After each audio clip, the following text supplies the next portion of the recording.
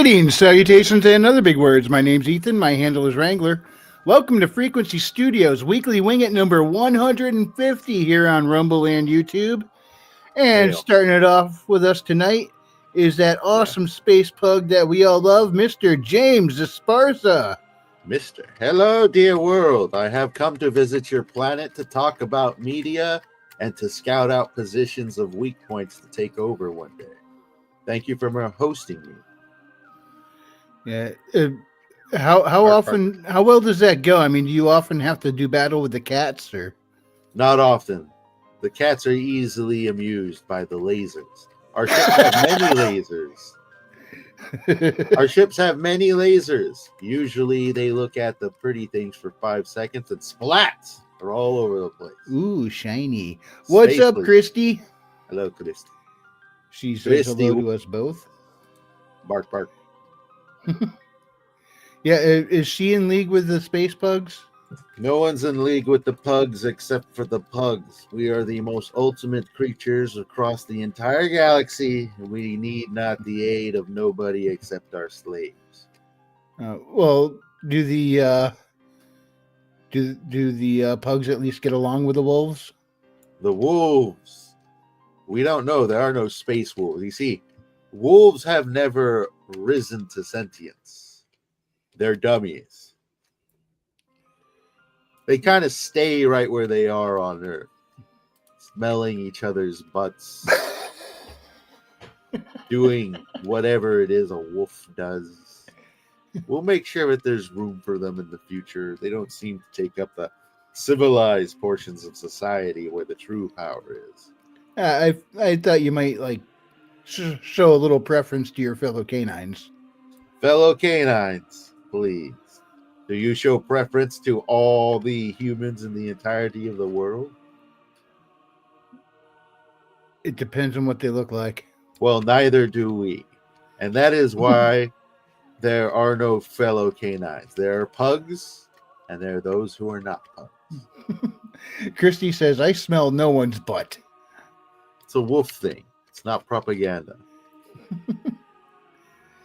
Yeah, I'll be honest. I'm not a fan of everything going by the @ whatever their handle is. I miss their actual screen names. Kind of reminds me of that movie, Hackers. You remember that movie, Hackers? Angelina Jolie? Yeah. That one. I remember seeing kids all smoking in high school. It's like, hey, you need to get me a handle. You're nothing without a handle. Like, wow. Huh.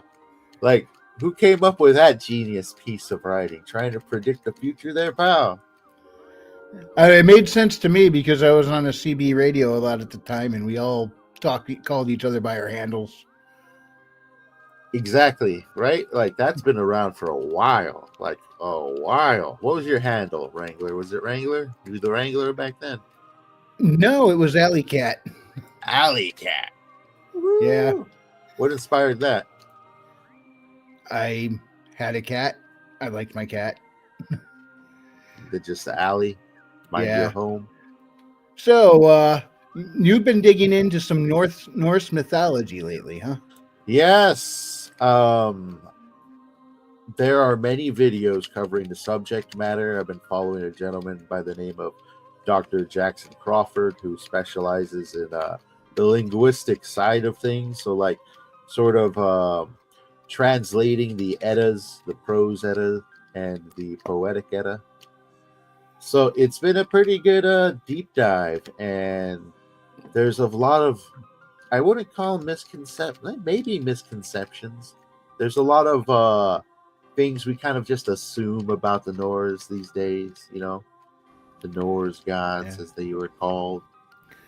Now, what did you find that was most surprising? Like, you looked at it and went, wow, I would have never guessed that, or I would have never even thought of that.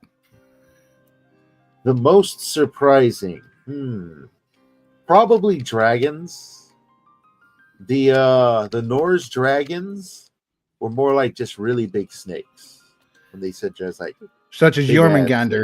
Exactly. Think Jormungandr. The gigantic snake that... I think they depict him in the Ouroboros eating his own tail. Is that supposed to be him? something like that. I don't think that's. No, I mean, it might be a similar concept, but I don't think the two are connected. Yeah, it's a similar depiction of just a snake that's like the size of the world, basically. Definitely in the center of their mythology, but there's a lot of other stuff as well, like sort of.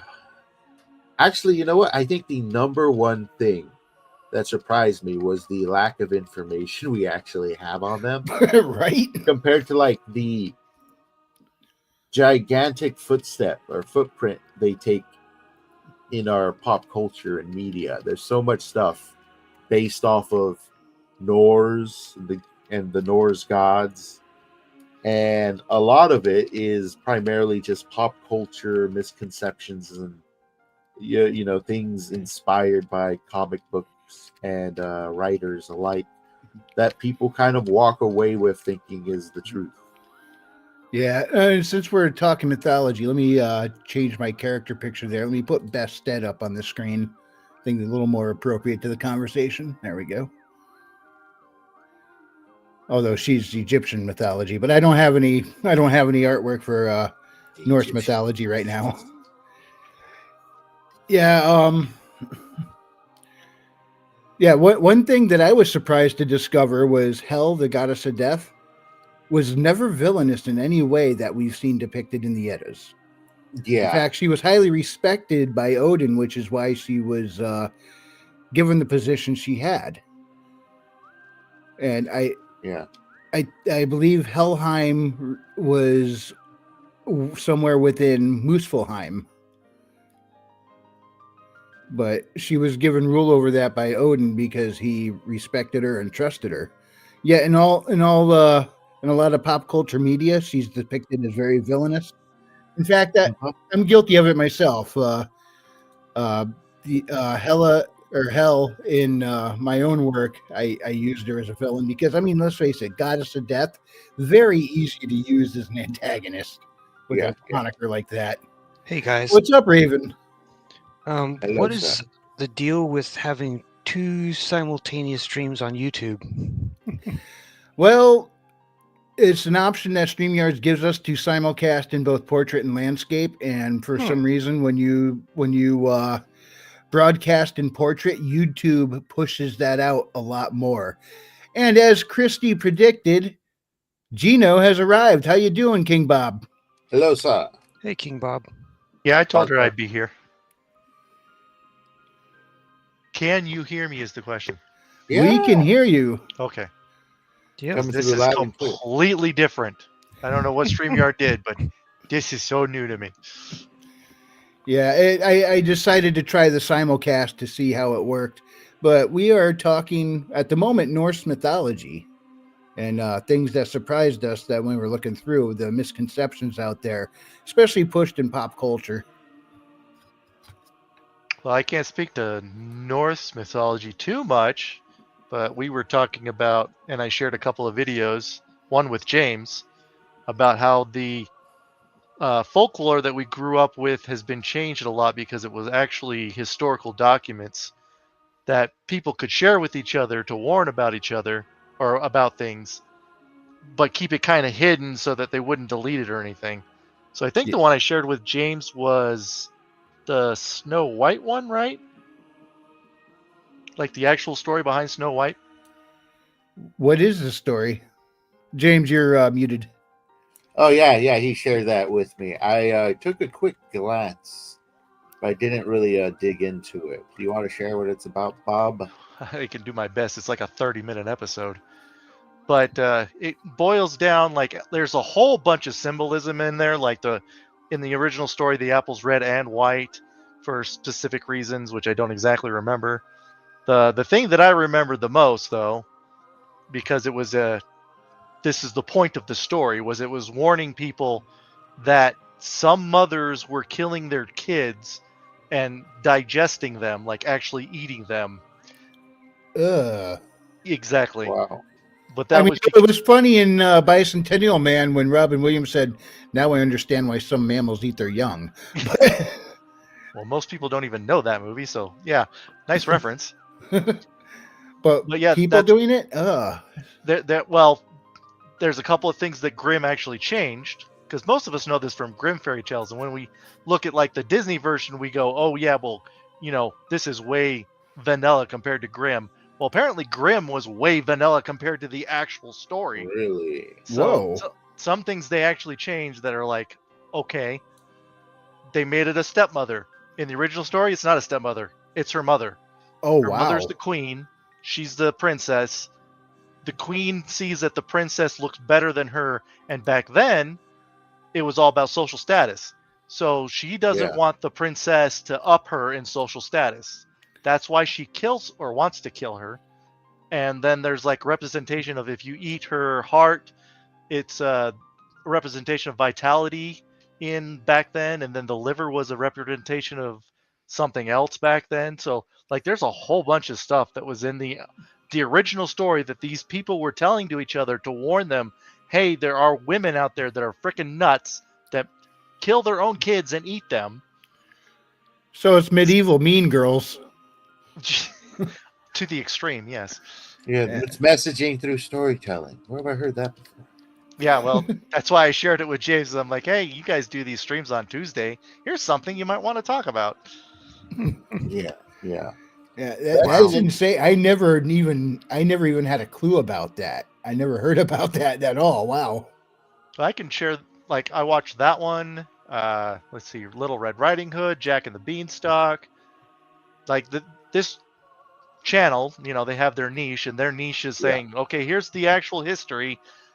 This is what we've discovered, and a lot of them you're like, okay, that's really messed up. The Little Mermaid, that was another one. The fables. Yeah, it's been kept secret how evil and vile some people are. Yeah. Speaking of messed up things, to bring it back to mythology, I assume everyone here is familiar with one of Loki's kids. One of? I'm particularly thinking of the horse. Yeah, the horse. Yeah, Loki turned himself into a female horse, got knocked up by a male horse, and gave birth to a 6 or 8-legged horse. I believe it was 8-legged. Yeah, and then he turns back into his regular self, takes his kid, this 8-legged horse is his kid, and gives it as a gift to Odin for him to ride around on. Like, what? What kind of mushrooms were the Norse eating? There's this interesting story where Thor stops by this dude's place, and he tells him to stay for dinner. So Thor says, all right, because like his chariot's actually pulled by goats. He takes his goats and he slaughters them. And he says, you can eat the meat of the goats, but don't break the bones, because we're going to pile them up. That's right. I remember. We're going to pile them up tonight, and then we're going to bring them back to life tomorrow. Mm-hmm. And the kid breaks the bone to get to the marrow inside. Which was, if I remember correctly, that was prompted by Loki as well. They pile up the bones, and then it comes to life. And one of the goats has its leg broken. And because the leg was broken, Thor was pretty fucking pissed off. So to make amends, the man basically gives his son and his daughter to Thor as slaves. And they go on some adventures. Yeah, and even though they were technically slaves to Thor, from what I understand, he ended up raising them like they were his own kids, and he actually loved them and took care of them. Or is that one of the nerfed versions? I never came across that information. Yeah, me neither. I don't know. That's the thing. Like, there's so much interpretations of this. I've just been watching the one channel where they pull all their information from the Eddas, and that's it. It's like, this is what we know of them. Yeah, there's a YouTube channel I like to watch called Thor Talk, and it's about Marvel's Thor, but the guy who does the channel is a big fan of Norse mythology. He gets the proper pronunciations. He reads the Eddas, and he points out in stories where it's referring to some of the original Eddas. Yeah, there was a there's later also, run where they tried to get back into the source material of the mythology as best we can understand it anyway. There's also a very popular version out there that's written by Neil Gaiman that's called I think it's just called Norse Mythology. That's all it's called, and it's heavily embellished. A lot of it is very embellished, and unfortunately, a lot of people like quoting that as actual fact when Gaiman himself basically came out and said that it was more of like turning them more into campfire tales than anything and filling in the gaps with his own stuff.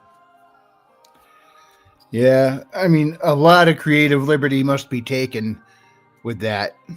Oh yeah, there's a ridiculous amount of creative liberties taken with almost everything we know about the Norse and in pop culture, I should say, in their pop culture representations. Yeah, and King Bawb just sent me the link to the Snow White story he was talking about. I'm going to put that in the chat for others to check out. So paste. Snow White. Go. Okay. There we go. That is the link to, it's called The Disturbing True Origins of Snow White on the YouTube channel called The Lore Labyrinth. So there it is. Link is in the chat if anybody wants to take that, bookmark it, check it out. Yeah, just looking at their other stuff, they have Humpty Dumpty, Jack and Jill, Jack and the Beanstalk, Alice in Wonderland, Rumpelstiltskin. Rumpelstiltskin, don't trust anything that dude says. Sleeping Beauty. Yeah, but speaking of Jack and the Beanstalk, that they got the giant living in the clouds. But y'all know who my current favorite giant is, right? No. Hey, I'm coming, boys. Paul Bunyan. He's 63 axe handles high with his feet on the ground and his head in the sky. Hey, Paul Bunyan.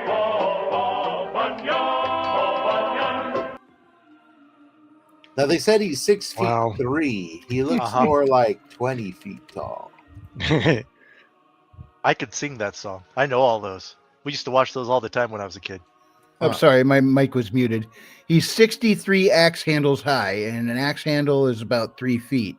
So 63 times 3 is, what is it, like 100 and... He's just shy of 200 feet tall, I think. I'm trying to do math in my head, and I suck at math. 189. 189, thank you. Huh. Yeah, so that's pretty tall. He'd probably die by his own weight. Oh yeah, that's actually a problem scientists face when they're looking at dinosaurs. They're like, these critters, and as with gravity as we know it now, they wouldn't be able to structurally support themselves.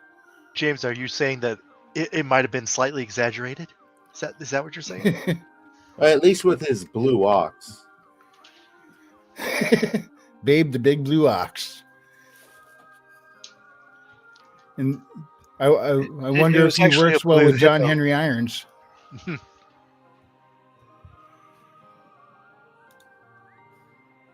What did Chrissy miss? Oh.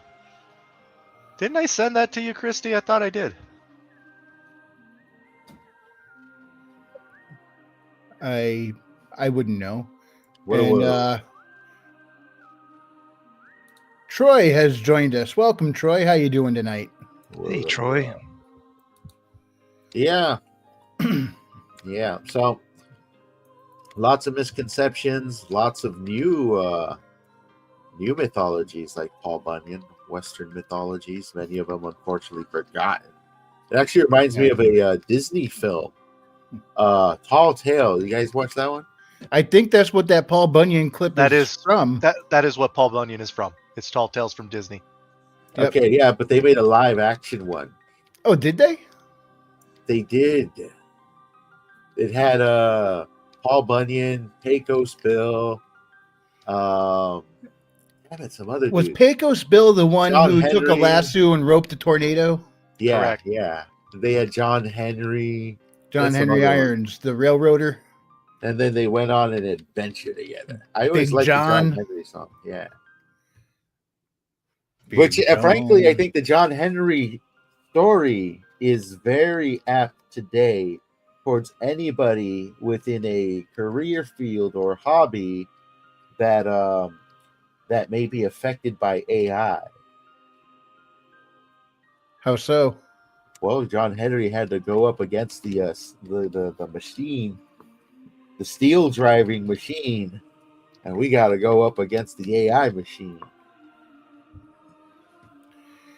Yeah, it's like one of those double-edged swords.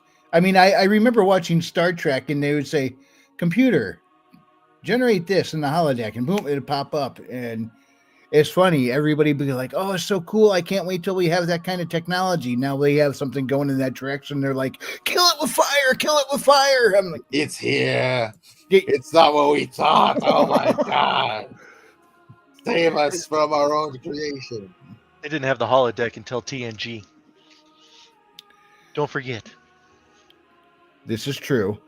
Although they did have some kind of similar technology 200 years before, not the Federation, but in an episode of Enterprise, they came across aliens who had holodeck technology, but they didn't use that term. Oh, of course not. So what are y'all some of y'all's favorite mythologies, and what are some misconceptions from it that everybody thinks because of pop culture depictions that don't follow the source material?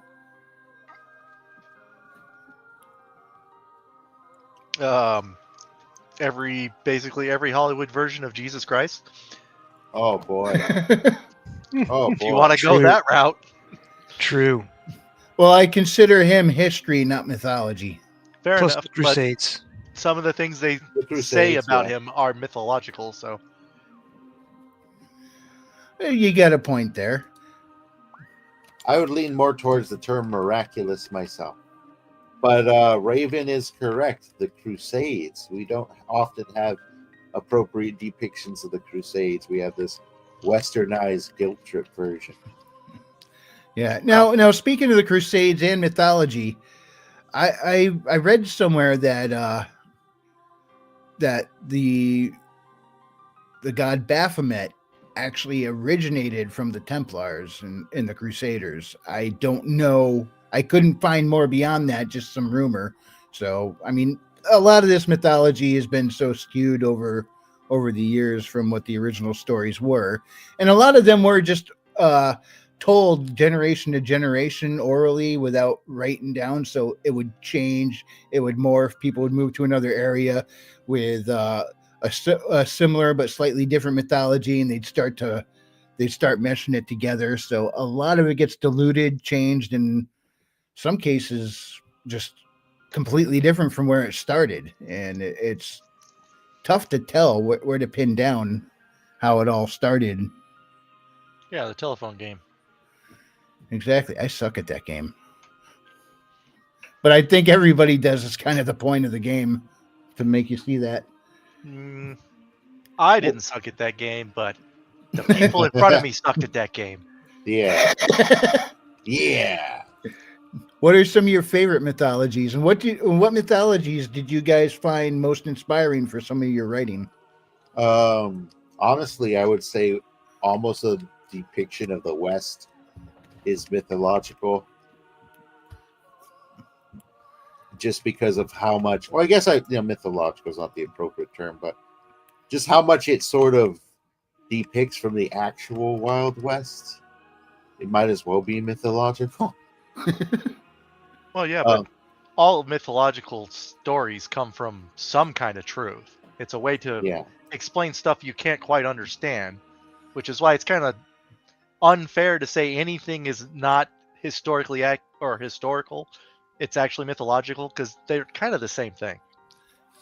Yeah. So James, you said a lot of the West inspired some of your writing. Yes, sort of like the particularly, I wouldn't say like a lot of it inspired my writing, but I pull a lot from sort of the Native American warriors because they were both brutal, yet they had this spiritualism about them, and sort of how the separate tribes conducted themselves, their preferred combat rituals and particular weapons they used, and some combat tactics. There's a lot Counting to pull coup. from there. What was that, Raven? Counting coup. Expand upon yourself. So I don't remember whether it was the Sioux or the Crow counted coup. Like whenever they would ride into battle, they would touch an opponent at the beginning of a battle and then touch the opponent at the end, and that would allow them to count coup. And they would the different feathers meant different things. Like an all black one was the warrior had been wounded during a battle. There's different cuts in like the more, mostly white with the black tips and stuff. And the different cuts would mean different things. I don't remember. It's been a long. It was a little. Yeah. I was a little kid whenever I read the book. So And there's a bunch of tribes that have different sort of like rituals and stuff that it's just as interesting. Like what is it? Which tribe was it? I forgot which one it was particularly, but they had instead of actually having just javelins, because a lot of them had like these really long javelins they'd horseback fight with, they'd actually have hooks so they could hook their enemy, and that was sort of like their preferred weapon. And they didn't really believe in retreating that often, so a warrior would dismount from his horse, he'd wrap a red ribbon to his leg and a red the other end of the ribbon to his hook, and he'd stab it into the ground, and that'd be his stance. Basically, I'm gonna win this fight, or you're gonna kill me here. So there's a lot Talk about hardcore. Exactly. There's a lot of this warrior code stuff that's separate between tribes. They each had their distinct culture and rituals. Now, Christy is in the chat. Christy, I think you're very knowledgeable on Native American mythology. You have quite a connection to it. So if you got anything you want to throw in the chat to bring to our attention, please do. The only thing I know about Indian mythology, as far as in North America anyway, is Enumclaw and Capunis, who are twin thunder gods. What I think one of them threw boulders across the sky, creating the thunder, and the other hurled lightning. And I can't even remember what tribe it's from. It was kind of neat. I read about it once, but I don't remember much. Like I said, not even what tribe they're from. But I'm like, these guys sound pretty cool. I do know a little about the Central and South American, but even that is kind of, my knowledge on that is kind of on the skimpy side. Like, I think everybody's heard of Quetzalcoatl. A lot of folks don't realize he has a brother named Tezcatlipoca, and he was kind of like the antagonist devil side of things. And then I went looking into Muisca mythology and some neat stuff, but I can't even figure out how to pronounce their names. And that there's as we don't have records on the Muisca mythology anywhere near the amount we have on the Incans, Aztecs, and Mayans. Yes, that's a lot of very interesting culture from the South Americans. It's a lot of interesting culture here, man. It'd be nice to see it more explored in media, but then at the same time, media being what it is, maybe not. Now, a tough one to look up is African mythology, because when you try and look that up, you end up with Egypt. But finding the sub-Saharan mythologies that can be difficult. James, you sent me a link to some of that a while back of some of the sub-Saharan mythological stories. Yes, I gotta dig that link back up. it's not a lot of mythological stories. It was a book that what was the title? It was essentially a gentleman went about a small island off the coast of Africa, and maybe not even a small island, an island off the coast of Africa, and he just went about to the different villages and people, and he recorded the children's tales they would tell the kids around the campfire. What was it called? So they were more in line with like Grimm's fairy tales, but from that region. I wouldn't say Grimm's fairy tales because they're very much a lot more lighthearted in nature. I think it was Zanzibar. Give me a moment. I'm sure I can find it if I look it up. All right. And Christy mentioned Zeus having a baby out of his shoulder. This I've never heard of before. I've heard that, and it sounds very painful. Right. Now I do know that he had to beat up his dad, Saturn, Kronos, and it was Saturn in Roman and Kronos in Greek. Yeah, Kronos was his dad, who he had to kill. Who because he ate all his brothers, so he beat him up, getting him to spit all his brothers and siblings back out. Right, and then he married his sister. Yeah, it's lots of fun. I don't know what Chrissy's talking about. I've never heard of this Zeus having a baby out of his... Because Zeus had his sister wife, and then Zeus had all of his little concubines that he would always have kids with, because that's what Zeus did. Yeah, I think one thing all versions of Greek mythology agree on is Zeus just didn't know how to keep it in his pants. Well, Christy says I enjoy skinwalkers. That's something I heard is a misconception, people using the term skinwalkers wrong. So if you can fill us in on what skinwalkers actually were in the native mythologies, please let us know. And she follows up saying he also had one out of his knee. This must wreak havoc on his joints. I think she's talking the other way around. Because I think that's how the Titans had their kids, not Zeus. So I think that was Kronos that she's thinking about. Yeah, and really the difference between the Titans and Zeus's crew is just a generation. They weren't like different factions altogether. I think they were just like Kronos was one of the Titans, and that's Zeus's dad. Mm-hmm. So right. Okay, so I found the book. It's Zanzibar Tales, told by the natives of the east coast of Africa. You could find the audiobook on YouTube, read by a litany of individuals. All right. I know what I'm listening to while I'm at work tomorrow. Yeah, it's tales that they tell their kids.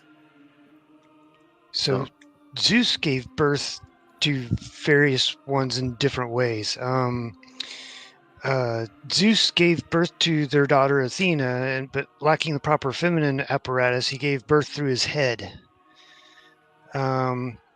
Zeus had already promised to grant Semele her every wish, and thus was forced to grant a wish that would kill her. The splendor of his firebolts, as god of thunder, destroyed Semele. Zeus saved their unborn child Dionysus from the womb and kept him in his thigh until the baby was ready to be born. I will name it Junior.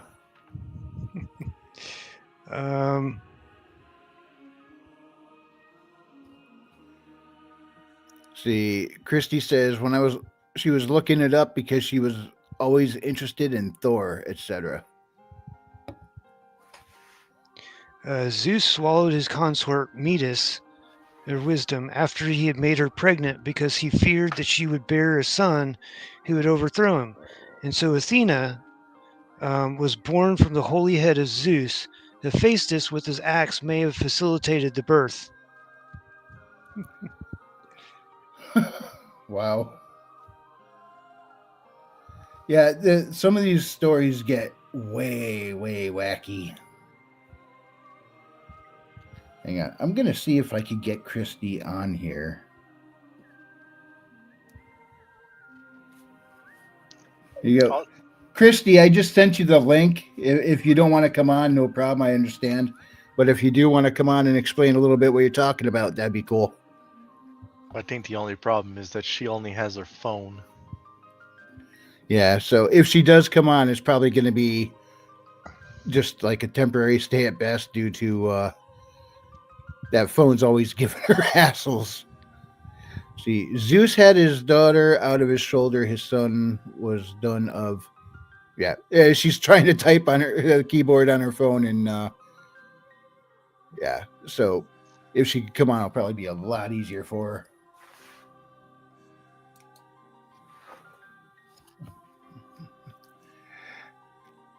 her. Raven, what is your favorite pantheon of mythology?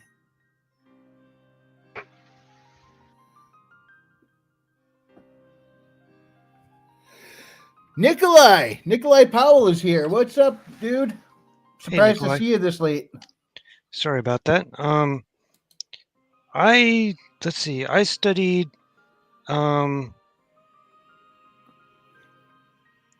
Greek and Roman mythology. I studied. Well, they're one and the same, really. Yeah. Kind of. They didn't start out that way. It was kind of like it was one of those. As they interacted, they started mingling the myths together. Right. As Rome conquered the world. Yeah. And then I also, so as a kid, my parents made us read books, and so we'd go to the library a lot. Hey. Don't mind me, I was cleaning and laying down at the same time. So your parents made you read a lot of books.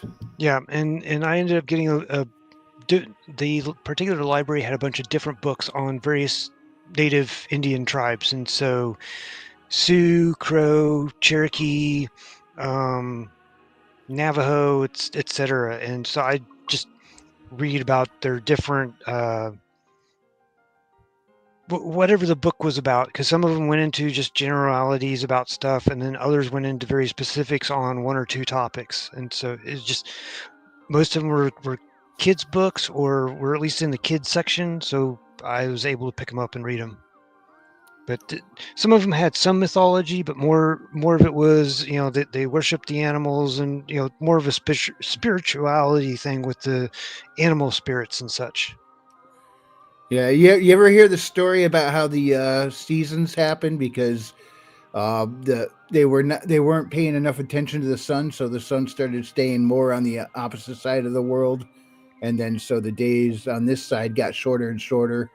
So one of them made a net, cast it, caught the sun, and said, "Hey, why haven't you been around so much?" He said, "I've been visiting with people on the other side of the planet because you guys weren't talking to me."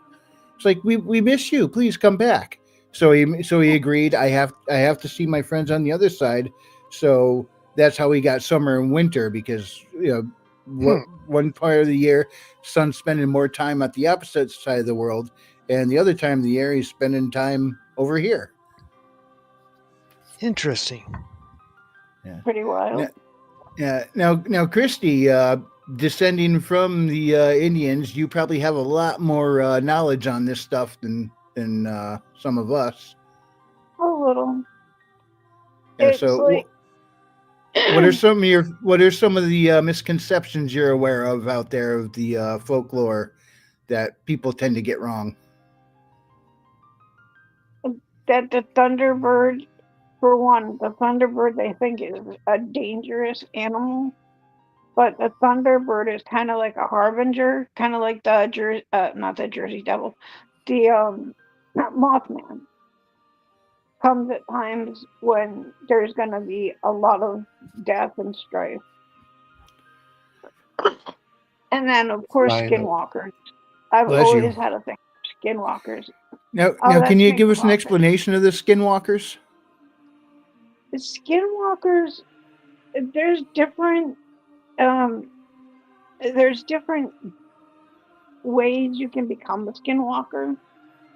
One is if you die a horrible death, being betrayed by somebody, then you're a permanent skinwalker, kind of like a zombie almost, and you just go after the living.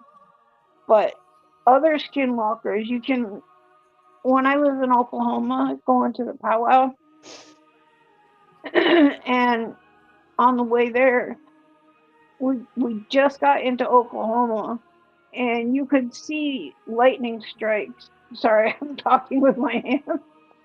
That's cool. You can see lightning strikes going from one side and landing in another area, and then one back and one forth.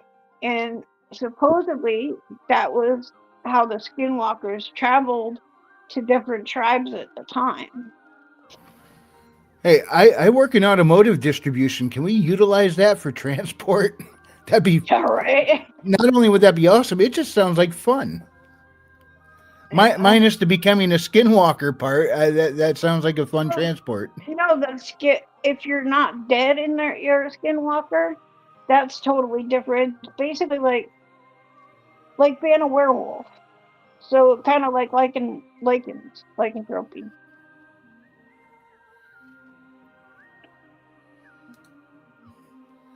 It would be What'd you really say, cool to Rob? see. Go ahead. Sorry. No, go ahead. I was gonna say it'd be really cool to see media portray more of this. It would. It really would. I mean, they have movies about skinwalkers, but they're like Just they're horror so flicks. far out of base. They're just they boil them down to like a monster of the week sort of creatures. Hey, Yeah. leave my Louis Diamond movie alone. Whatever the frick his first name I is. mean, you could have it. Just call it what it is. Becky, you are too heavy to be on my chest. I'm sorry. Is that Butters? No, Freckles, he outweighs Butters by like 10 pounds. Whoa, big kitty. No, he's a little kitty, just a fat kitty. Yeah, I'm dense. sorry. Kitty. I'm sorry. Yeah. But your girth outweighs your length. He's a potato.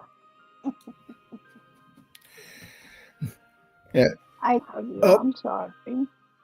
And Frederick Gimon has joined us. What's up, Frederick? Hello, everybody. How are you Hello. doing? How's everyone Frederick. tonight? Frederick, Hey, Raven. Hey, how's it going? I'm in the backstage now. No, you're still live on stream. I just That's what I changed the meant. format to put Frederick's screen up there. Yeah, we're all You got I a like lot of that Frederick. filled in now. we're all live. Yeah, it's coming along. That is pretty It's cool. almost done. Working my way up there slowly, and I've even got another one. I've got another Jim Lee X-Men piece that I printed out here. So Oh, nice. a lot of Oh, good wow. times ahead. I'm just trying to procrastinate so I don't have to do the Batman with all the buildings. So, Frederick, we've been talking about mythology. What are some of your favorite mythological pantheons? Well, I mean, Eris is one of the most interesting that I find in ancient Greece, where she was one of the most jealous goddesses, right? Or they wouldn't allow her to go into the Greek gods' parties, and so she got one of the golden apples and wrote on it Callisti, which means to the prettiest, right? So she took that golden apple, threw it on the dance floor in the party she wasn't allowed at. And so all the beautiful goddesses, right, like Athena and all the other babes, they were like, well, this is definitely destined to be mine because I'm the prettiest. And the other ones were like, no, I'm obviously the prettiest. So it just like made everyone fight at the party to try to determine who was the prettiest, because she was having her vengeance on all the other goddesses for not being invited to the party. So she's known as the Greek goddess of discord. Cool. I haven't seen her in your Discord, Fred. No, she's banned in my Discord. You can imagine why. It's kind of funny, though. There's supposed to be these ultra powerful mythological figures, and they're all as petty as a high school drama. Oh yeah, they were not like, they were powerful beings, but they were not without their weaknesses and flaws and character flaws. Yeah. No? You sure? Oh yeah. My cat disagrees. It seems almost like the Greek pantheon has a modern day edition because of a video game. Kratos and God of War have become so popular that, I mean, when you look up Greek mythology, I often find a section for Kratos. Oh yeah, I could see that. I mean, Marvel Comics has like taken a lot from the Greek mythology as well, Norse mythology too. Like a lot of superheroes, they just like completely pillaged the mythologies to get inspiration for their heroes.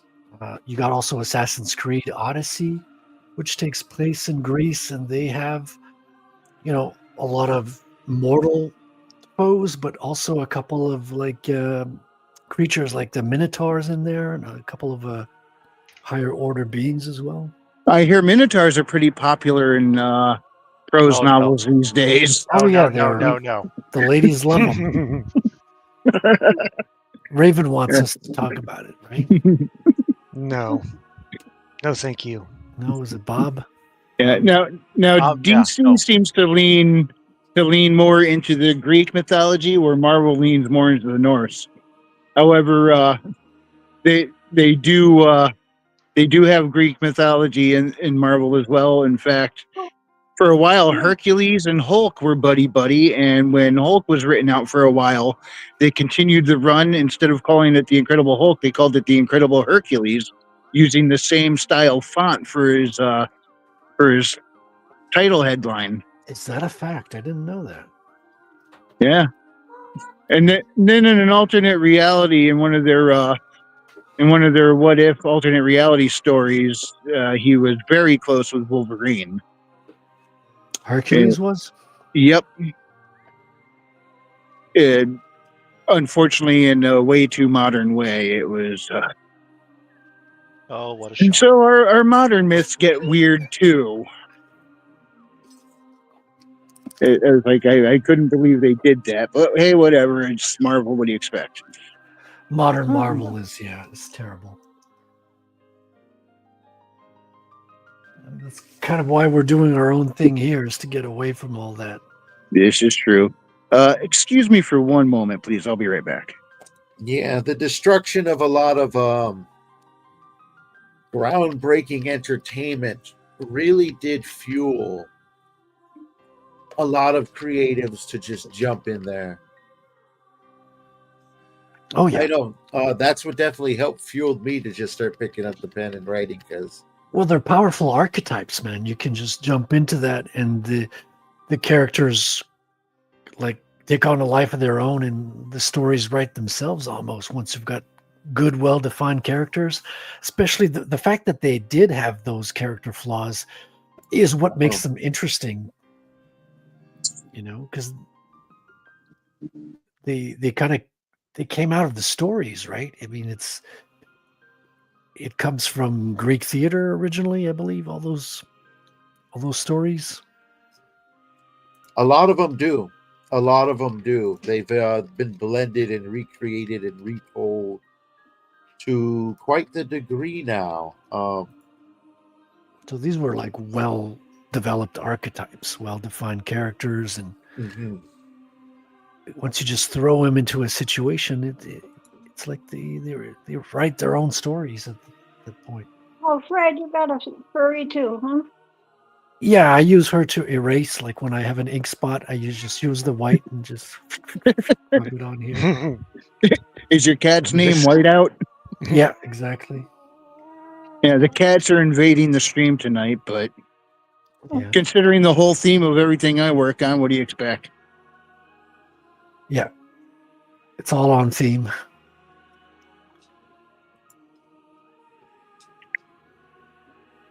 So how's the campaign going, Frederick? Well, it's about to close out in less than 2 weeks now. So on December 6th is the last date. We're supposed to do a closeout on the Commandos. I just did a writing for a final trailer that I want to push out towards the end of the campaign, try to give it one last push for people who haven't gotten in yet. So I'm prepping a second trailer, which is going to have updated artwork. I've got a lot of color artwork from my artist, and I'm going to be using the same theme song, but doing a new video. I've got new texts to go over it that I've been working with Sean Salter of the Salty Show. So he's done a lot of work in advertising. So he's helped me get, a nice bit of short text that'll be a punchy trailer. So I'm working with that now, and probably be able to push that out this week, I think. I just need a good voiceover artist to help me with that. All right, and since we're talking about that right now, I'm going to run your current trailer real quick, and when we come back, I got a mythology question for you about connections, if any, to your own work. So here we go. Interesting. Okay. Thank you all so much for coming on tonight. I really appreciate it. I especially appreciate Frederick Gaumont. I'm just going to call him out tonight because, I don't know, I want to make everybody else jealous, and also he's got a great name. Thanks for coming on, everybody. Frederick Guimont. Okay, that is actually a really cool scene. I really like that. That's cool. Damn. That looks really cool, Frederick. Frederick, what are you working on right now, man?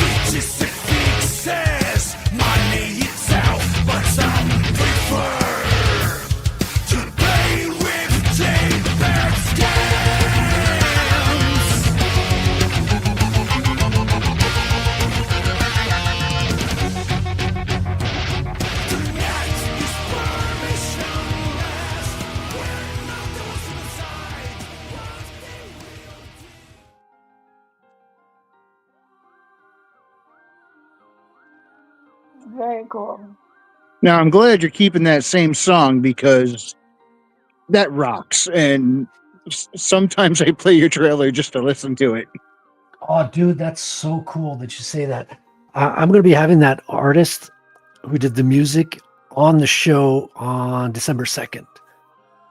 So we're going to be able to ask him questions and maybe listen to some of his other songs as well. So it's going to be a lot of fun. Awesome. And you know what? I got to look up his full song just to hear the whole thing. I've only ever heard the little bit that's in your trailer, and that's it. Oh, right. I mentioned the website where you can find his music at if you pause the end of the trailer.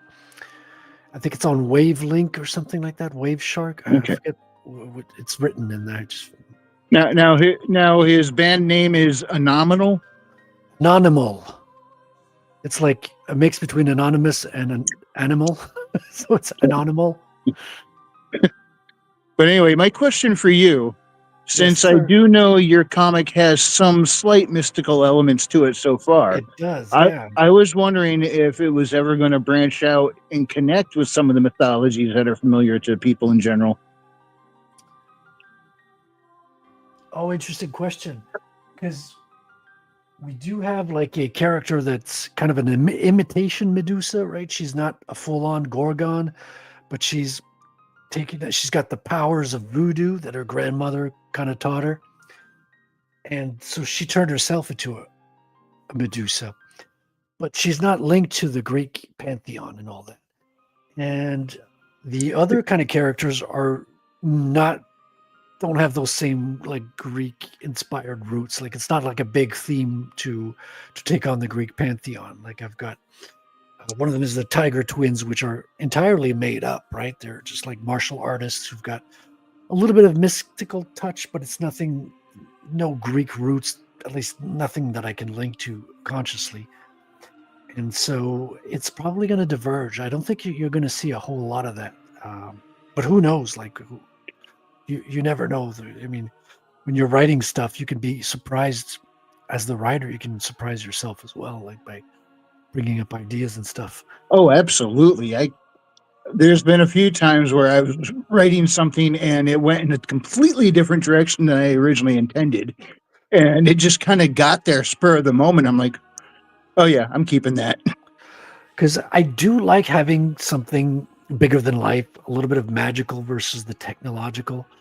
I didn't want it to be just a Bitcoin story because, it could have gone that way. I could have gotten just made it about Bitcoin memes and stuff like that. But that's not where my mind was at. I wanted to just have a real superhero story that felt kind of like old school Marvel. You had really fantastical villains that are just larger than life and are just, very campy and very outlandish. And that's why I got those designs and those ideas. That's kind of where they came from. It's very inspired from the old school Marvel stuff. And King Bawb, that song did pop up in my mind too. I just thought I'd spare everybody the pain of listening to me sing. What Babe? Babe with the power? Power of voodoo. Voodoo. You If do. you say power of voodoo, who is not going to think of that? Come on. Remind me of the Babe. I found my baby. Yeah. Crying hard. And she's to increase her power, she needs to eat animals like cats and stuff. So she's going to be going after the cats in the story, which is, hope they. Hold on. Did you say she eats cats? Yeah, of course. She's Haitian. Oh, that's right. They do like to run down to the restaurant and get some General Tso's kitten. They're eating the cats. They're eating the dogs. Yeah, didn't you hear the song? Big thing last year. So, Oh my God! she's going to be threatening, Mammy's cats, the landlady where Rattel lives, where Remy lives. So it's going to be part of the story. You're going to have to tune in to see if they make it out in one piece. Or if they lose a leg here, an arm there. Yeah, it's going to be a lot of fun. It's fun to play with those types of characters, larger than life. It's very visual. But at the same time, the second book's almost more interesting because you start developing the characters a lot more. The first one, you're kind of forced to give a little bit of the origin of the characters. And at the same time, it's an action book. So I threw in half the book is action and introducing the villains. So the first book, I feel as a writer, it goes by really quickly. So I'm looking forward to the second book. I think there's going to be a little bit more development. And the second book's going to be almost twice as big as the first one. 42 to the 24 of the first. So, yeah. Now, way off topic for a minute. I know I said I was going to spare you all my singing, but I've changed my mind. But I got to give a little background on this. All right. The game Silk Song. I've been playing it a lot. There's a section in there called High Halls. And when you go into the High Halls, there's an ambush room. You go in, the door's shut, and then you get assaulted by wave after wave after wave. It goes through 10 waves. And it's called High Halls, and it got a song stuck in my head that I just had to alter some words to. And so this is the Seven Dwarfs when they get off work and run home in hopes of finally beating the High Halls arena in Silk Song. Here we go. High halls, high halls, high halls, high halls, high halls, high halls. These thugs have got some balls, but I'll kick their butts and prove their chumps. High halls, high halls, high halls. That's pretty impressive. I couldn't help myself. What, did you record yourself 4 times to get that overlap? There's 9 or 10 different recording sections I had to jostle around and put in place. That's a And lot then of some fun. of them were so off key. I'm like, no, I gotta just mute that one. But That's like when I cool. had like at one point, yeah, there was like 5 I had lined up, and I was playing it, and some of them were a little off, so I was going through hitting mute on some of the lines and getting until I had the best sound I could get out of it. But yeah, I couldn't help myself. It was so stuck in my head, I had to do it. Oh, you got to let that out, man. It's just what being an artist is all about. Yeah, You it gotta was a little time vomit that. consuming, but Yeah. Well, that's life. I mean, that's the life of an artist. And I learned a fact about Snow White, like in the past month, that is kind of shocking. Actually, is apparently she never really does wake up. I don't know if you guys knew this, but no. when King Bawb started off letting us know about the true origins of Snow White, and we put the link in the live chat to the video that discusses it. Oh wow! Yeah, in fact, I'll drop it again in the live chat. Because at least in the Disney movie, the prince comes in, gives her a kiss, and then you see her waking up. But then the prince takes her to a faraway land where the dwarfs cannot follow them, right? Follow me? Uh-huh. And they go to a castle in the clouds. So she's That dead? sounds like she's dead. Right. Yeah. That sounds like, they're telling the adults that she's passed away, but they're letting the children off with a happy ending that she's going off with her prince in the castle in the clouds. So she's kind of ascending to heaven, and her prince might be her guardian angel who's coming to take her away. So Regina won. Sorry for the Once Upon a Time reference. Well, I don't remember that part exactly, but I do remember them mentioning that the dwarves were actually representation of children, because back then a lot of the miners that mined the ore and stuff were children, so she actually just stayed with children in the original story. They actually used miners for the miners? Exactly. Funny how that works, isn't it? Today they would be Bitcoin miners. Yeah. And then So you're a digital dwarf there, Frederick? Well, I'm not currently mining, but yeah. I'm mad at my Bitcoin. It keeps dropping. It'll go back up. Oh no, I'm actually kind of glad on about sale that for because Black I could buy the Friday. dip. Yeah, you buy now. Buy it now while it's down. You buy now. It's just a Black Friday sale. It'll be But yeah, it also mentioned something about the glass case that they put people in, were something about displaying death or something. Right. Yeah, it's like she's in a glass case, like a glass coffin. Exactly. Yeah, there was a specific reason why they used that, but I can't remember what it said in the video. But as for the kiss part, the thing that I remember them mentioning was that he didn't actually kiss her, but he actually dislodged the poison apple from her throat, which is why she was able to breathe again and came back to life, even though she was technically never dead, at least in the version that they were talking about. So it was CPR before they had the term. Kind of, yeah. But I think they were saying something like that was one, because they go through like all the different versions of the story and how it's evolved over time. But it's an old German tale, right? Right. So they were talking about the specific German origin from it, but they also talked about, okay, this is what Grimm changed, and this is what some French guy changed in this version, and then in this Dutch version, You it's gotta like watch out this. for them French guys. So yeah, Hey. he's not really French. He's French Canadian.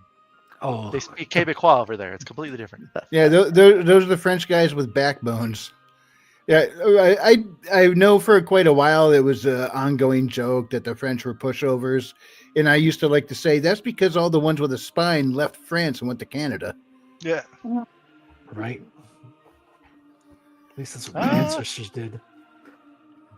Well, they don't outnumber the non-brave French guys then, because Quebec still can't declare independence for some reason. Have you not Well, it's seen because their they truck voted on drivers? they voted on those Diebold machines. So what do you So expect? just do it, man. Just become independent. Do it! Yeah, I mean, it's coming up in the topic of conversation again with the Alberta and Manitoba. Oh yeah, Saskatchewan. And say the difference that I know though is those people actually do want to join America. As far as I understand, Quebec, they don't want to have anything to do with anybody. Their own thing. That is respectable. It's like, leave us alone. We do our thing. Quit bugging me. I do have a great deal of respect for that. Very individualistic. Yeah, I mean, if our leaders weren't so socialistic, that might make sense. But who wants to separate if we're going to turn into a communist? Although we're already turning into a communist state with Canada, so Yeah, what's the difference? it's like choose your poison at this point. Commies A versus Canada. Commies B. Right? It's kind of what flavor of communism would you like with your moldy bread? One comes with pancakes, one comes with crepes. Yeah. I can make at those. least your moldy bread and government cheese probably comes with maple syrup. So Yeah, we'll always have maple syrup. So I'm sure you guys have seen the news that they've announced the casting for Zelda and Link in the upcoming Zelda movie, and they do look the part. And Zelda's being played by a woman? Yeah, and the SJWs are losing their mind, which is kind of weird because Hunter Schafer was never in talks with Nintendo for the part. That was just like their a meme or propaganda or something. Yeah, I think it was his promotion. Yeah, his promotional or talent agency or whatever Yeah. floated the idea to get him going. They took a picture of him from one particular angle where I will admit looks the part, but only from that angle. You shift the camera just a little bit and it looks more like Link. I mean, this is very clearly a dude. He was never in discussions for the part. So when Nintendo announced the actual castings, apparently a lot of people who bought into it lost their minds and they were just pissed. Some were going, it should have been Hunter Schafer. Others were going, that's not my Zelda, blah, blah, blah, blah, blah, blah, blah. It should have been Hunter. It should have been Hunter. Well, excuse me, princess. And most of them were bots and people from India. Exactly. I just finished playing Legend of Zelda, the first one on NES yesterday. I just beat Ganon yesterday. Oh, nice. Are my clips not playing? No, My screen went, huh? We saw it. Okay, my screen went black and I had no audio to it. Oh, I didn't see anything, but I was staring at my art table, so that could be why. Yeah. And I had been waiting for a chance to play that clip, and then it plays, and I'm like, I got nothing. Finally, it's relevant. Let me. He did bring it up, to be fair. Let me try that one more time, see if I get it. Well, excuse me, princess. Okay, it worked on my screen that time. That was weird. So, did you guys know that the Zelda in the first game and the Zelda in the second game is not the same Zelda? That is just a very common name for princesses that get captured. Yeah, I guess the lore is every first female born in that line is named Zelda or something. Okay. I mean, even Robin Williams' daughter is named Zelda. Well, dude, No, but the that's Zelda actually happened. I mean, we have historical precedents for that. Look at the frickin' popes; they do it all the time. That's nothing new. That's like, The popes okay, take that makes on a sense. fake name, though. That's a name they take on when they take the role of pope. Well, yeah, They're but not born with that name. there's still historical precedents. If you look at like the French leaders, the English leaders, the Spanish leaders, a lot of times they would do that. How many Louis do we have? Yeah, There's the a reason kings why have Louis the 14th is famous. Well, that's why he's called the 14th, because there's 13 before him. Well, exactly, because they kept doing this over and over and over again. So saying like every princess is named Zelda, I'm like, okay, makes sense. Yeah, Logical although lore. every time a new pope is in place, they take on a name, and it's always certain types of names. And with this last pope actually being from the U.S., I hope they're going to have a name that I was more familiar with. Like, I want to see him take on a name like, I'm going to be Pope Jeff, or I'm going to be Pope Chuck. Just Pope George. No. Because of his history, the only option is Pope Ditka. Obviously. The Bears. The Bears. Yeah, Actually, I think he's a baseball fan, so that doesn't actually work. As long as they still have the Pope Mobile, I'm okay. Is that goofy little bulletproof mobile? That looks like it belongs on a Mario Kart track.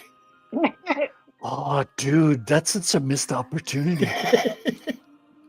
Well, I mean, we kind of have that stuff in Twisted Metal, so. I was just that's going true. to say that. I haven't played that. I liked playing the second one a lot. I always played Spectre. I know I could cheese my way through things, go behind a building, and just start blasting. See, that was the first one I had of Twisted Metal. Was the second one, and I was shocked and elated to learn that I could put that in my CD player in my car and listen to all the audio tracks. Oh, 'cause they wow. were in MP3 format, and my car played MP3s. Yeah, and then Sweet Tooth comes along, and I'm like, I hate clowns. Not all clowns. No, I played. I can't stand clowns. I have no problem with the people portraying them, just the concept of clowns, the look of them, all that. I just they hit me wrong. Well, apparently the Nephilim looked like clowns. There's a whole YouTube channel about that. Hey, not according to last week's episode. The Nephilim are giants. Didn't you catch that? Or no, dinosaurs. They were dinosaurs. Those are the descendants of Nephilim. Oh yeah, that's giants. right. That's right. Yeah, I do remember that. That's one of Patrick's theories, is that all these dinosaur bones were actually Nephilim bones, and they put it together as animals to like throw us all off. I don't agree with that. I could see how some if they were there, some bones could get mistaken for that, but overall, no. There's how did they get the short arms? The little T-Rex arms. Somebody else could think exactly that way. That there's no real dinosaurs, there's no outer space, there's no. Never mind. We won't get into that Yeah, one. that was last week's discussion quite a bit. Oh, was it? I Yeah. should have been there last week. I think you left. Oh wait, before that. it was my shot last week. That's why I wasn't here. Yeah. But I mean, it's still interesting to have those conversations. There are some things that I found quite interesting. Other things we're just not going to agree. But my personal stance on the dinosaurs is, gravity as it is right now, they would not be able to structurally support themselves. I do think gravity must have been different pre-flood, or else those critters would just be like, yeah, you ever see that show, My 600-Pound Life, where they're stuck in a bed somewhere? They're too big and heavy to get up and walk around. That would be them in our current gravity. And they're thinking about bringing back the woolly mammoth. What about the woolly mammoth?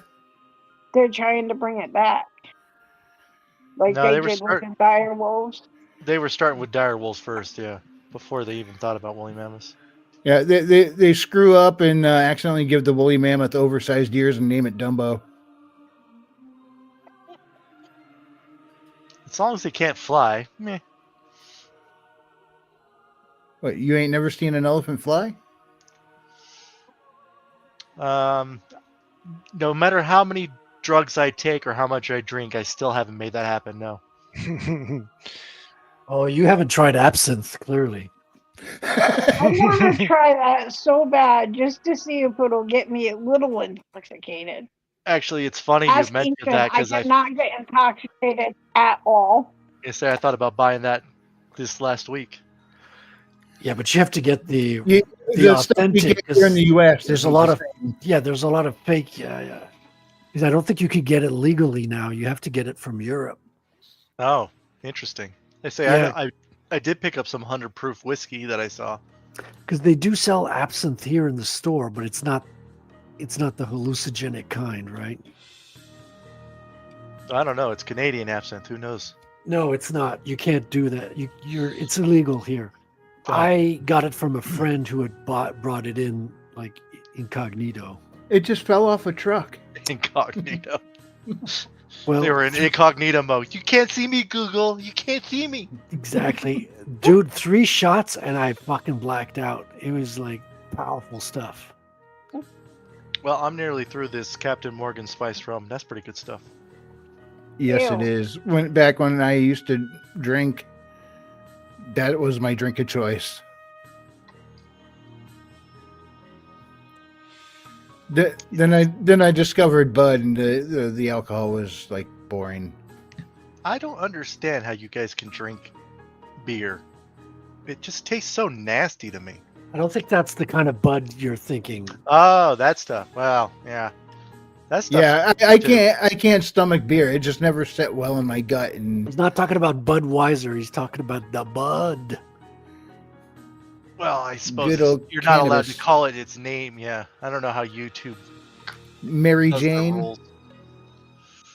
Well, it's legal now, isn't it legal in most? It is. It It's is legal now. in Canada.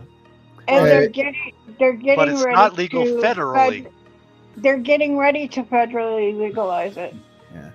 I don't know about that because RFK is pretty anti.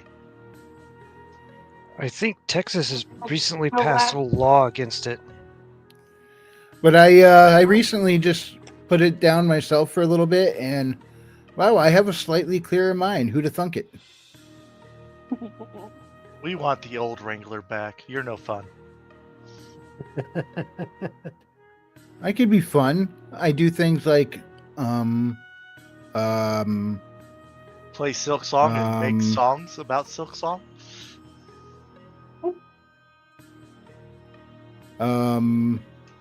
Hey, check out this video.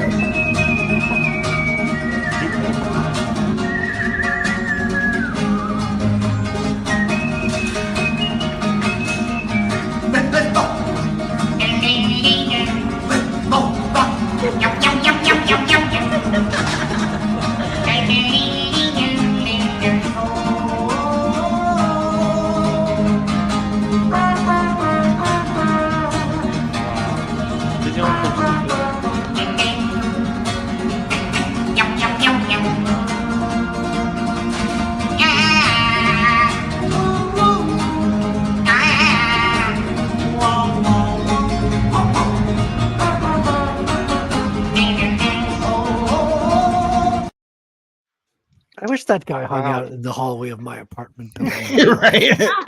Whatever the One-man highest bill, band. yeah, so whatever the highest bill I have in my wallet is going in that guy's guitar case. That's Yeah. amazing. I haven't played that in so long. I had to drag it back out, dust off the clip. That's almost as no. Yeah, I'd say that's on par with the "I've got no more F's to give" song. That was a good movie.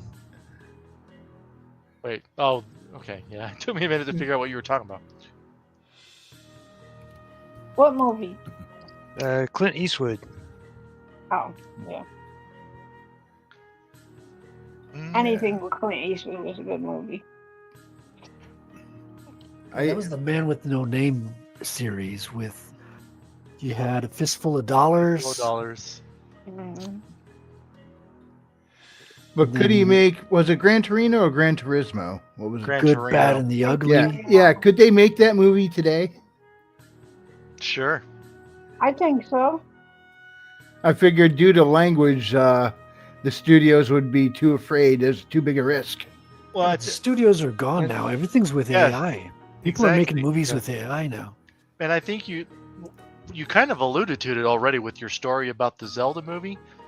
Those woke people, they're losing power. We don't care what they think anymore. I don't think Hollywood cares what they think anymore. Good So, yeah, point. I So can in see- celebration, let's take a look at a Zelda clip right now. Ain't no black protagonists in Nintendo games, boy.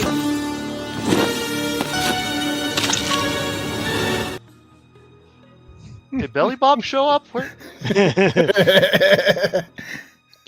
Clint Eastwood had at least 2 movies that were duplicates of Japanese movies. Only 2? I'm actually surprised. At it's least only 2. At least 2 that I can, like Toshiro Mifune, and I can't remember the director's name. Both had 2 movies that Clint Eastwood was in, but they also did The Seven Samurai, which was then remade as The Magnificent Seven. Yeah. And it's almost a I love shot that for shot, like a movie. fistful of dollars. Yeah. Like so you just replace a samurai with a cowboy, you Yep. replace sake bar with a whiskey bar. Oh, It's yeah. the same, almost shot for shot. That reminds me of a YouTube video I saw of someone interviewing Clint Eastwood, and he's talking about John Wayne. It is a John Wayne impression because Clint Eastwood was apparently supposed to shoot a guy in the back for his character, and John Wayne is like, "No, I don't shoot a guy in the back. No, you don't do that." Clint Eastwood, "Yeah, I'll do it. I don't care." Well, funny thing is Eastwood, John Wayne, and another guy were asked to be the villains in what is it? The last Sergio Leone movie, Once Upon a Time in the West. Oh, So there's these 3 bad guys at the beginning, and he wanted to do a reverse. So he wanted to have the 3 leading roles of the most famous westerns and have them be the bad guys in his western and do he was ahead of his nice. time, right? And they didn't do that back then. They were like, no, we do good guys. We're lead roles and we do good guys. So we're not going to do a bit part and we're not going to do like bad guys, which today would totally pass. Like you see Brad Pitt, actors like that do bit roles that are completely out of their character, but actors have a little bit more leeway and they're less kind of rigid about that stuff. Oh, so they were more typecast back then than they are now. No, Well, I mean it's they not so stuck much to their typecast. image. Right. Oh, gotcha. Yeah. They didn't want to represent bad guys because they actually thought of themselves as someone representing good culture. So that would be very bad to them. Also, Kurosawa is the guy you're talking about. That just came to me. Yeah, That's the Akira director. Kurosawa.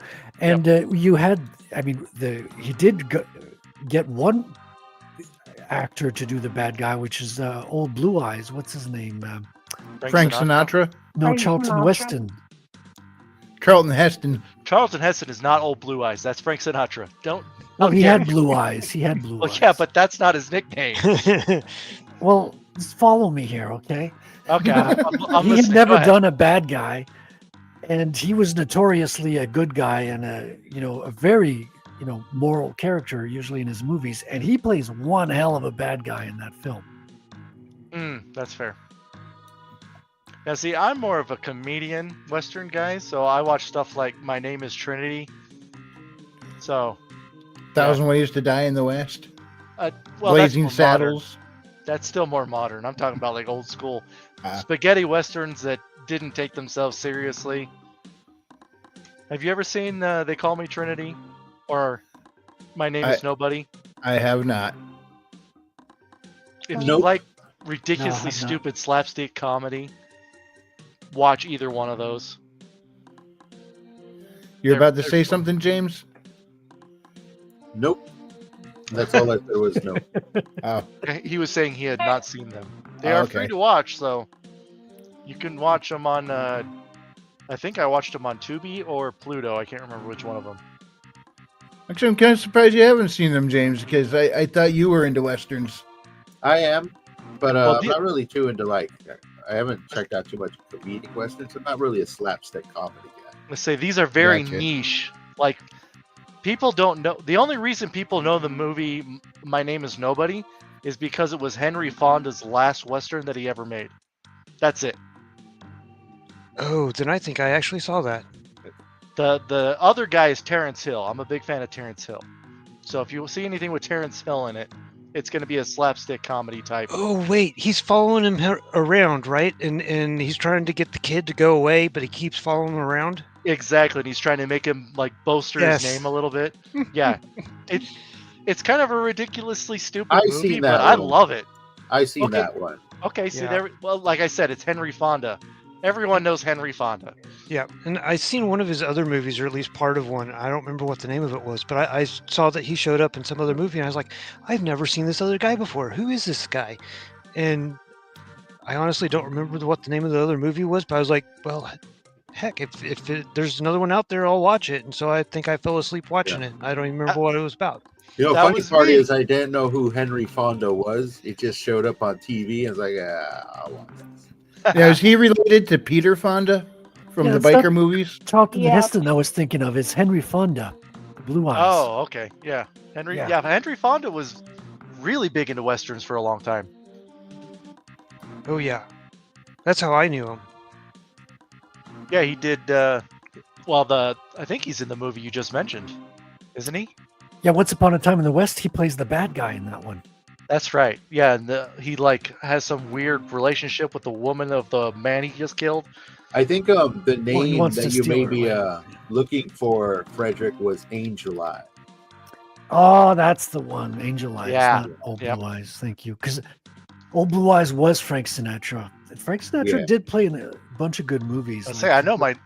Yeah, we just had this argument because Iron Seas wants to watch the Manchurian Candidate for their Tuesday show. Oh, And I got mad at 1962. them. Yeah, I got mad at them because they want to watch the new one with Denzel No, Washington. you got to Like, watch the one no, with Frank exactly. Sinatra. You watch the one with Frank Sinatra. That's the How good one. dare That's you. that one was actually blacklisted from the theater after Exactly. the Kennedy Because JFK kinda assassination said, because yep. there was such a strong link with the lone gunman theory.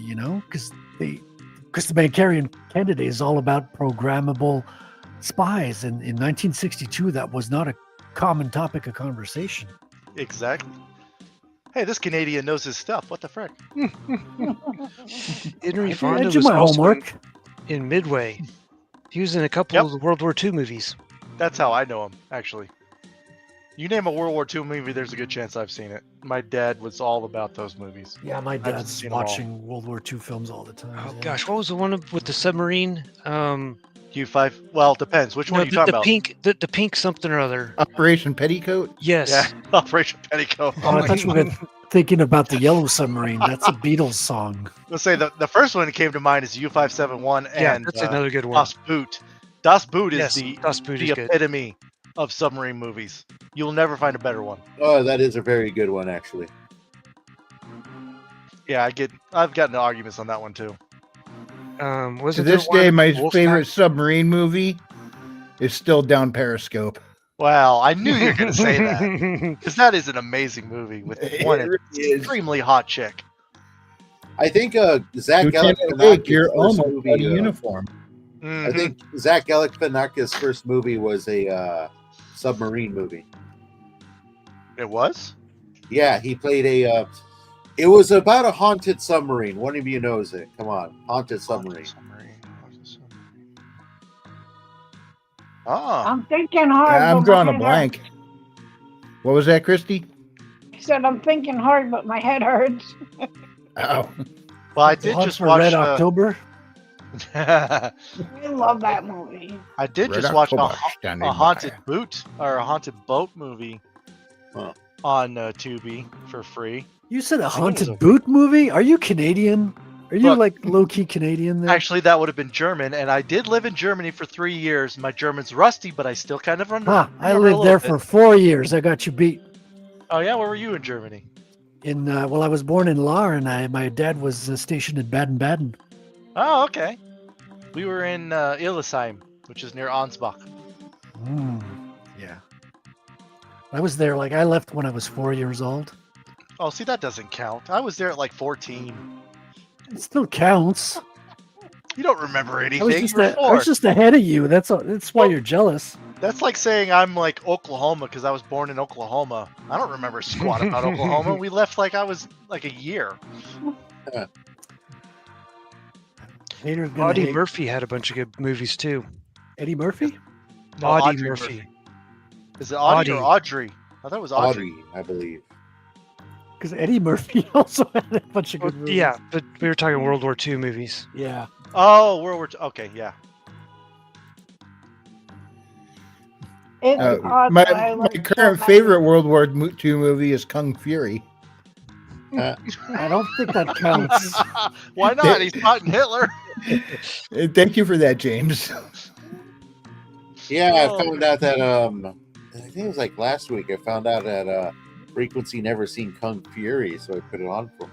Take a watch. Are you kidding me? Where have you been? What's it called? Kung Fury. Fury. It's only 30 minutes long, and they're coming out with a sequel. Technically. Oh, Yeah, they that- are? The sequel is done. It's in Yeah, the the can. sequel's It's been done for tied a up while. with legal issues.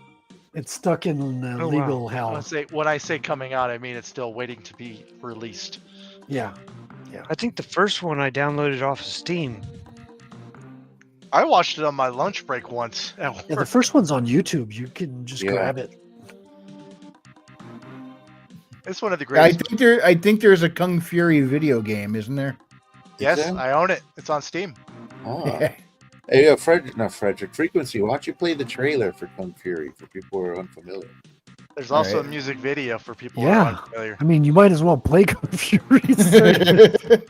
They probably wouldn't care. They don't care. It was a crowdfunded movie, and like the first thing they did was like upload it to YouTube for people to watch.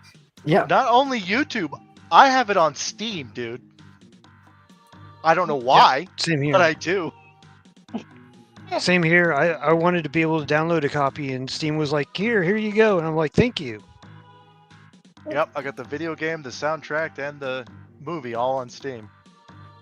And I'm pretty sure I have the music video by David Hasselhoff as my favorites on YouTube.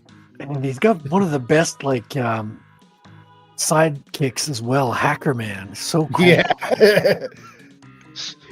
Oh, and if you're a computer Barbarella. nerd like I am, you see some of that stuff, you're like, oh, that's an Apple II. Oh, that's a Commodore 64. Oh, I had that too. Oh yeah. Let It's me good stuff. kill the background music here. Kill it with fire. Kill it with fire. All right, here we go. For anyone out there who is unfamiliar, which you probably all are. I was the only one who Yeah, wasn't first of all, familiar with shame it. on you for not knowing this, and then Yeah. enjoy what you're about to watch. Is the sound coming through? Yes. Yep. Good. Hey, you got a permit for those guns? Watch the I got your subtitles. permit right here.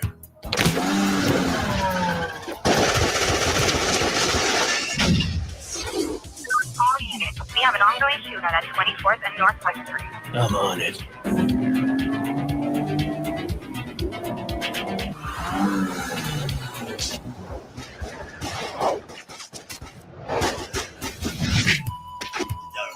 He's a Kung Fu renegade cop. I don't want to hear it, Kung Fury. I've just been at City Hall. You just destroyed an entire city block, for Christ's sake. I quit. Now he must defeat the most evil Kung Fu master in the world, Adolf Hitler, aka Kung Fuer. Hitler is the worst criminal of all time. I need to kill him. Dead. But Break. that's Oh my German. gosh, Just break. like a time machine. I love the Power Glove. It's so bad. Years act. Oh no. Pack too much I went time. too far back in time. This is the goddamn Viking Age. I'm a cop from the future. I need your help. She still had an Orange Uzi, rim. even though it, you know. That guy's like in his 60s and he is so disgustingly ripped.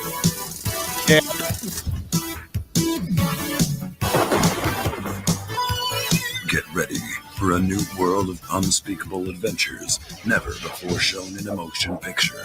Get ready for Kung Fury.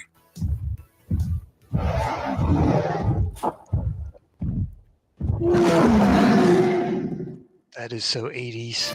I'm That a is the little most pissed off. hyped I've Yeah. ever been for a film. Like, Why did they not show the hot brunette, man? She's like the It's- hottest one in the show. Well, they can't show everything. it checks all the boxes, you know. They created a few new boxes.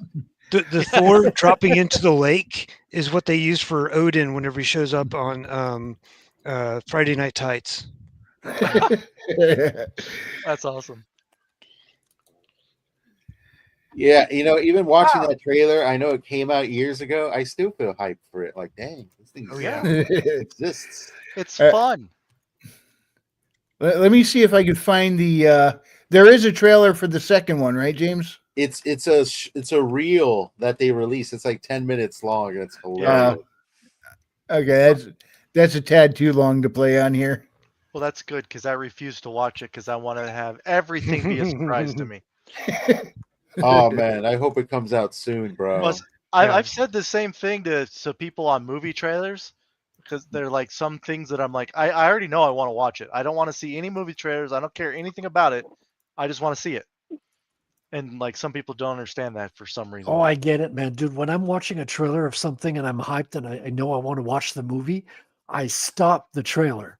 Yep. I'm like, okay, I don't want to see more of this trailer. I know I'm going to watch the movie. Yeah. And I don't want to finish the trailer. It used to be pretty much everything done by Joss Whedon, but I don't see anything done by him anymore. Ooh. Not since Cabin in the Woods.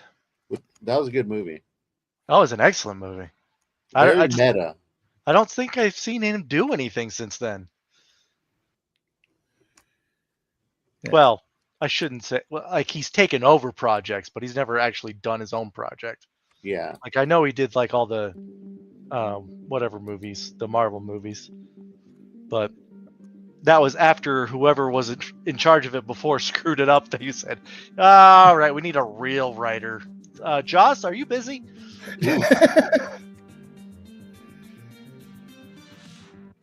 Yeah, you don't see too much original projects, man.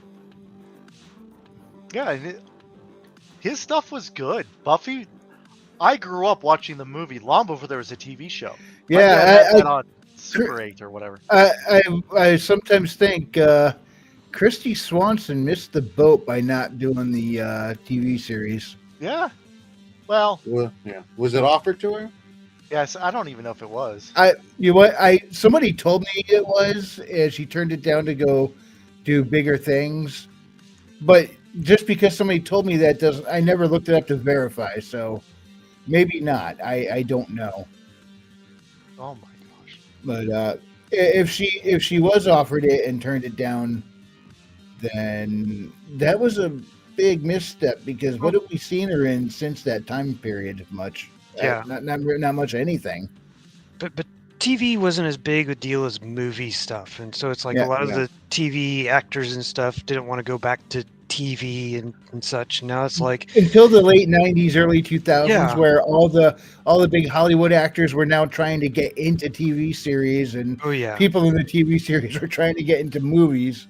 I'd say that, I remember when what's his name from that 70s show left to become a movie star actor. Like, yeah, you ruined the TV show, and that really didn't happen for you, did it? You mean the guy that what was it?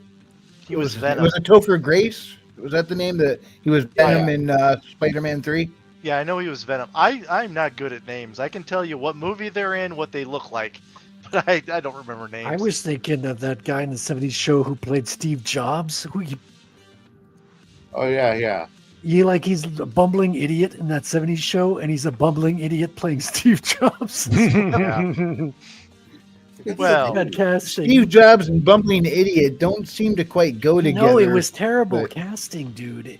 Well, luckily enough, they did another Steve Jobs film, and it was Michael Fassbender who ended up playing Steve and did a good job. Like, he doesn't look physically like him, but he can act, so he was able to pull it off. It's too bad when you have a good idea but mismatch it with the wrong people to pull it off. Speaking of which, I can't wait for that Lord of the Rings remake directed by Taika Waititi. How about you guys? What? I was gonna say, to be fair, you don't know they're talking about the Apple Steve Jobs. It could be just like that Jeffrey Epstein. You know, they're not talking about that Jeffrey Epstein. It's a different Jeffrey Epstein.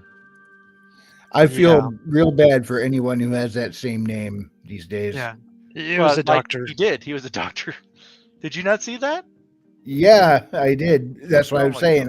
I feel bad for people who share the same name because whenever someone hears their name, they're automatically going to think of that guy. Yeah, we had this discussion about the 1940 people named Adolf. Like, how many people changed their names after that? Yeah. I don't want to be called Adolf anymore. Can I change my name? I had a teacher or an instructor in college named Adolf.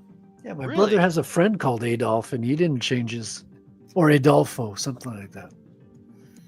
Just go by Dolph. Oh, That sounds cool. Like Dolph Lundgren. Yeah. Have you guys seen the new Stargate show stuff? I have not. I'm Does not. that I've look heard good? about it. I've heard They're- about it, and it's all the same people, so I'm not as angry. But I'm Yeah. I still don't know. I heard the announcement. I paid close attention to it, and they said some stuff towards the end that makes it seem like there may be room for woke. Let's put it that Well, way. it's Yeah. Amazon, so Yeah.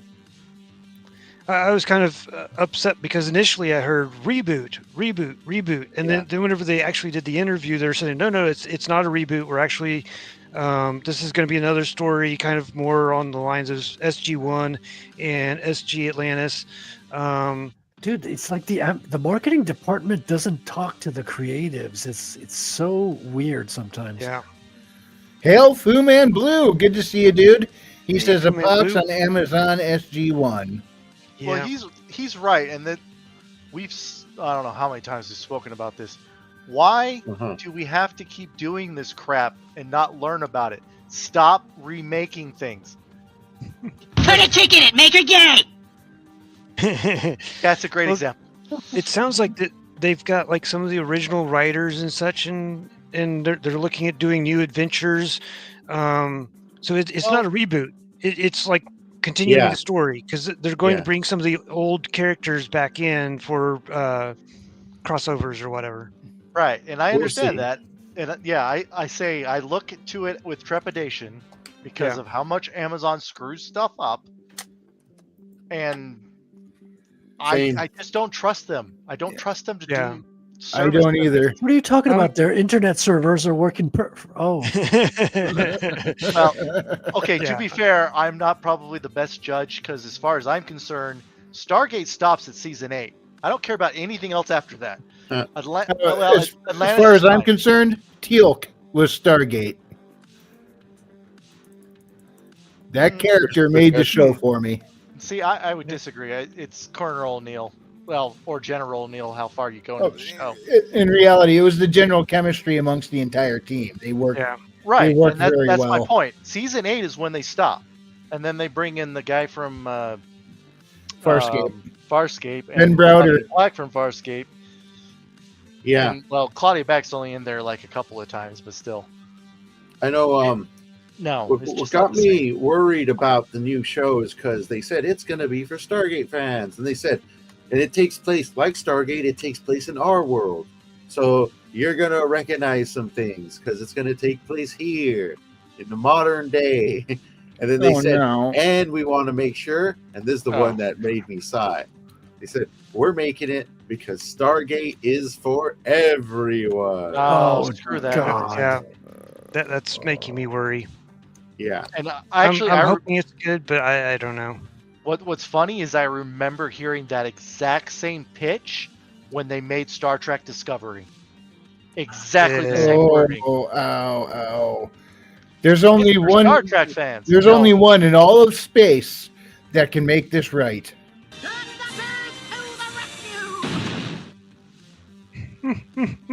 I got a funny story on that, actually. Look, Dodgers. Let's hear it. In the Iron Seas Discord, one of the younger people shared their Looney Tunes thing, saying they could watch this all day. Yeah. Apparently, it's some Cartoon Network's remake that I had never known that had been done. So I watched it. It is some of the worst crap I've ever seen in my life. Oh, no. Bugs Bunny is not funny. Daffy Duck is a freaking idiot. None of this was good. And I'm like, dude, you think this is funny? Have you never watched the originals? This is horrible. How are you watching this? I used to watch Looney Tunes on TV that they won't show nowadays. Oh, yeah. Speedy Gonzalez, There's I a miss channel. Speedy Gonzalez. There's Slowpoke a Rodriguez. channel on my TV because I have an antenna. Well, I don't have a TV anymore either, but I digress. Mhm. But I used to watch the originals every morning while I was sitting. I think we all did. We all grew up on Saturday No, I morning mean- cartoons. I mean, the other day, like Oh. last A week. lot of them, a lot of episodes have been kind of blacklisted from being shown on network TV because it doesn't mesh with general media's modern sensibilities. Yeah. I always remember one of my favorite ones was a accidental argument for guns, where you see these. There's a Speedy Gonzalez one where you see these two bandito cats like, oh, I wish we could just get Speedy Gonzalez. He's like, well, maybe we can get Slowpoke Rodriguez. Like Slowpoke Rodriguez, he runs to where Slowpoke Rodriguez is. And then he's like, no, wait a minute. I forgot to tell you. He gets all over there. And then he picks up Slowpoke Rodriguez. He's like, all right, now I get to eat. Slowpoke Rodriguez pulls out a gun and shoots him. He's like, that's what I forgot to tell you. Slowpoke Rodriguez, he pack a gun. I remember that one. That's a good life lesson right there. Slowpoke Rodriguez. And you see him walking back to his Speedy. You see him walking back to his hole with the gun in his hand, and he just blows on the barrel. And see, You had some good life lessons back in the day. Again, I don't know what happened, but when I was in Texas and I had all these friends from, Hispanic backgrounds, I mean, technically I don't know if I've told you guys this. I'm technically Mexican, sort of. Like my great-great-grandfather was born in Chihuahua, Mexico. So I can claim you were it. say he was born in Chihuahua. Chihuahua is a real city. Look it up. I didn't think it was. It's a real city. Yeah. Yes, Chihuahua. Yeah, Chihuahua. And apparently either my great-grandfather or I don't remember who it is. They knew like whoever the famous bandit was back then. I have like a book about it and crap. Anyways, everyone I knew thought Speedy Gonzalez was funny as crap. They didn't think it was racist. They didn't think anything like that. They said, white Karens think that stuff is racist. It's ridiculous. People think it's racist on the part of other people. They get offended for people who aren't even offended. It's the worst kind of like virtue signaling bullcrap.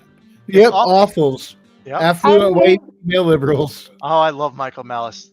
He's a I genius. was laughing the other day when I was talking to Geno and I was watching football, and I said, "I wonder who's playing." He mentioned who Dallas playing on it was Thanksgiving. Dallas and Kansas City.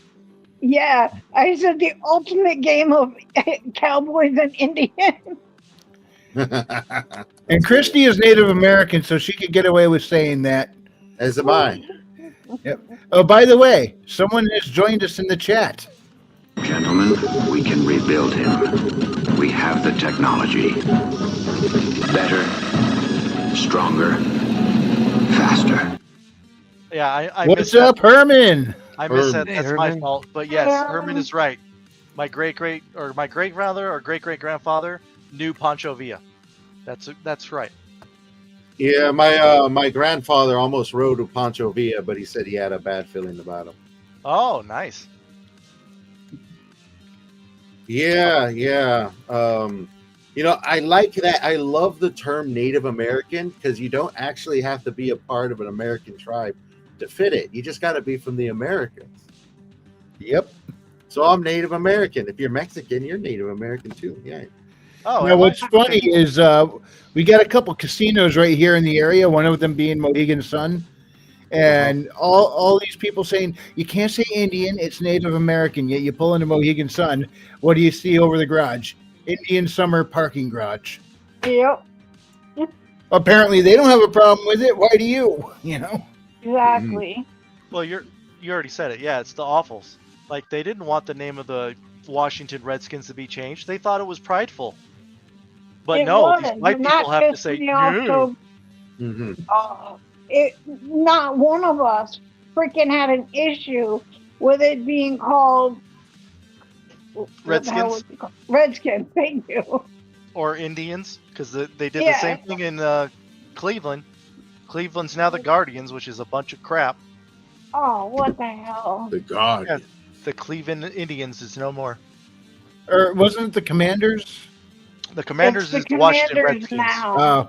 But they're not the only ones that see that. We only really know about the national level. The high school people were changing their names. Colleges were changing their names. It was not just them. It was happening all over.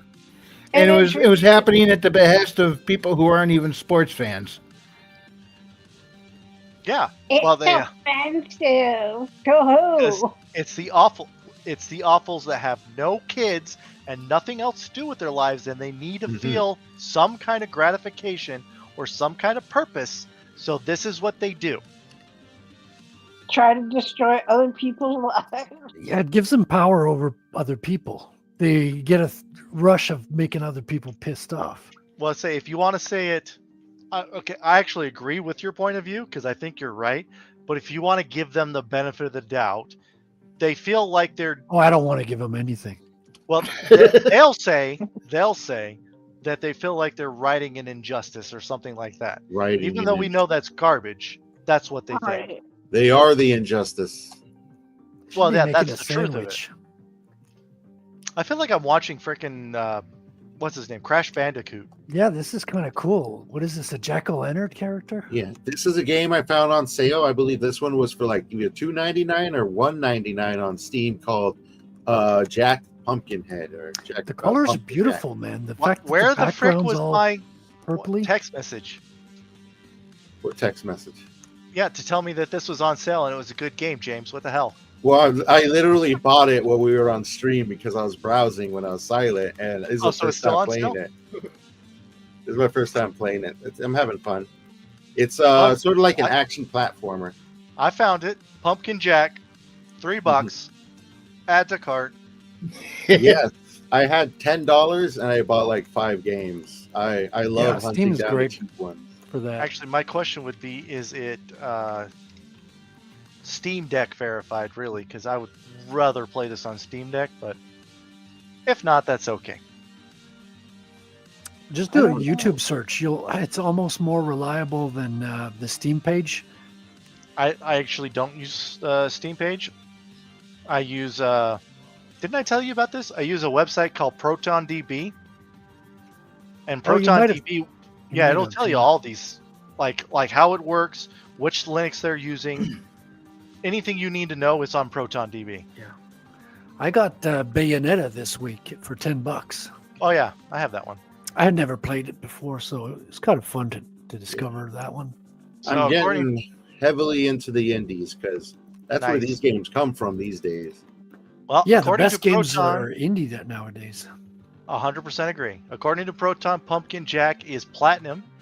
It'll work on Steam Deck. It'll work on my Linux machine right here, so I can run it on anything. Yeah, I'm looking Legit. forward to the Oh, Steam nice. machine coming out next year. That's an interesting one to follow. Yes. I'm torn. Yeah. I've looked at the specs. Honestly, are not terribly impressive. Depending on the price point, That's what it's about. right. If they cost, because it is a computer essentially. It's not. Yeah. And honestly, I don't even know what the newest Xbox or PlayStation costs. I'm gonna guess it's about 600. If anyone has one, they can tell me. I don't know. Herman says in IT, you almost have to differentiate Native Americans and Indians because of the H-1B hordes. Yeah. I see. In Canada as well now. And well, there was an interview with the devs of the Steam machine this week, and they said their price point, because they haven't named it yet, because there's also the tariffs could come into play and change the price at last minute. But their goal is to make it at least to match the price that if you built it on your own with the same specs, to at least match that price. So you can't like build your own cheaper, in other words, to be competitive with the DIY. Which is a good goal to have, I think. Yeah, I'd have to actually look at what the prices on that are. I don't know them off the top of my head. And it's not a high-end performance gaming machine, but it's supposed to be better than 70% of the machines out there. Well, see, there's a problem with that statistic. Well, okay, I shouldn't say problem because that's not fair. But there's a lot of people on Steam, and people don't know this, that are running like old machines. and they play like older games. They don't play like the AAA crap. So that's looking at the numbers. Not a lot of people are anymore. I say it depends on what you're looking at, but honestly, I don't know how many people know of a Steam Link, and that's the problem. I bought a Steam Link way back in the day when that was like new. What does a Steam Link do? Exactly, that's the problem. Nobody knows any of this stuff. A Steam Link connects to your main machine with an HDMI port. So your computer's actually doing all the work, but it's streaming onto your TV. Yeah, I have a Steam Link software on my Mac, so I can run games. Oh yeah, on a you can bigger do it screen. on anything now, because they all have big screen mode. But I didn't pay for it. It's just software. Yeah, I bought it when it first came out, and I'd actually rather have a newer Steam Link, because my Steam Link is, I want to say 10 years old at this point, so it's like old HDMI, like 1.2 or something like that. So it's not even the good 2.1 stuff that we got now.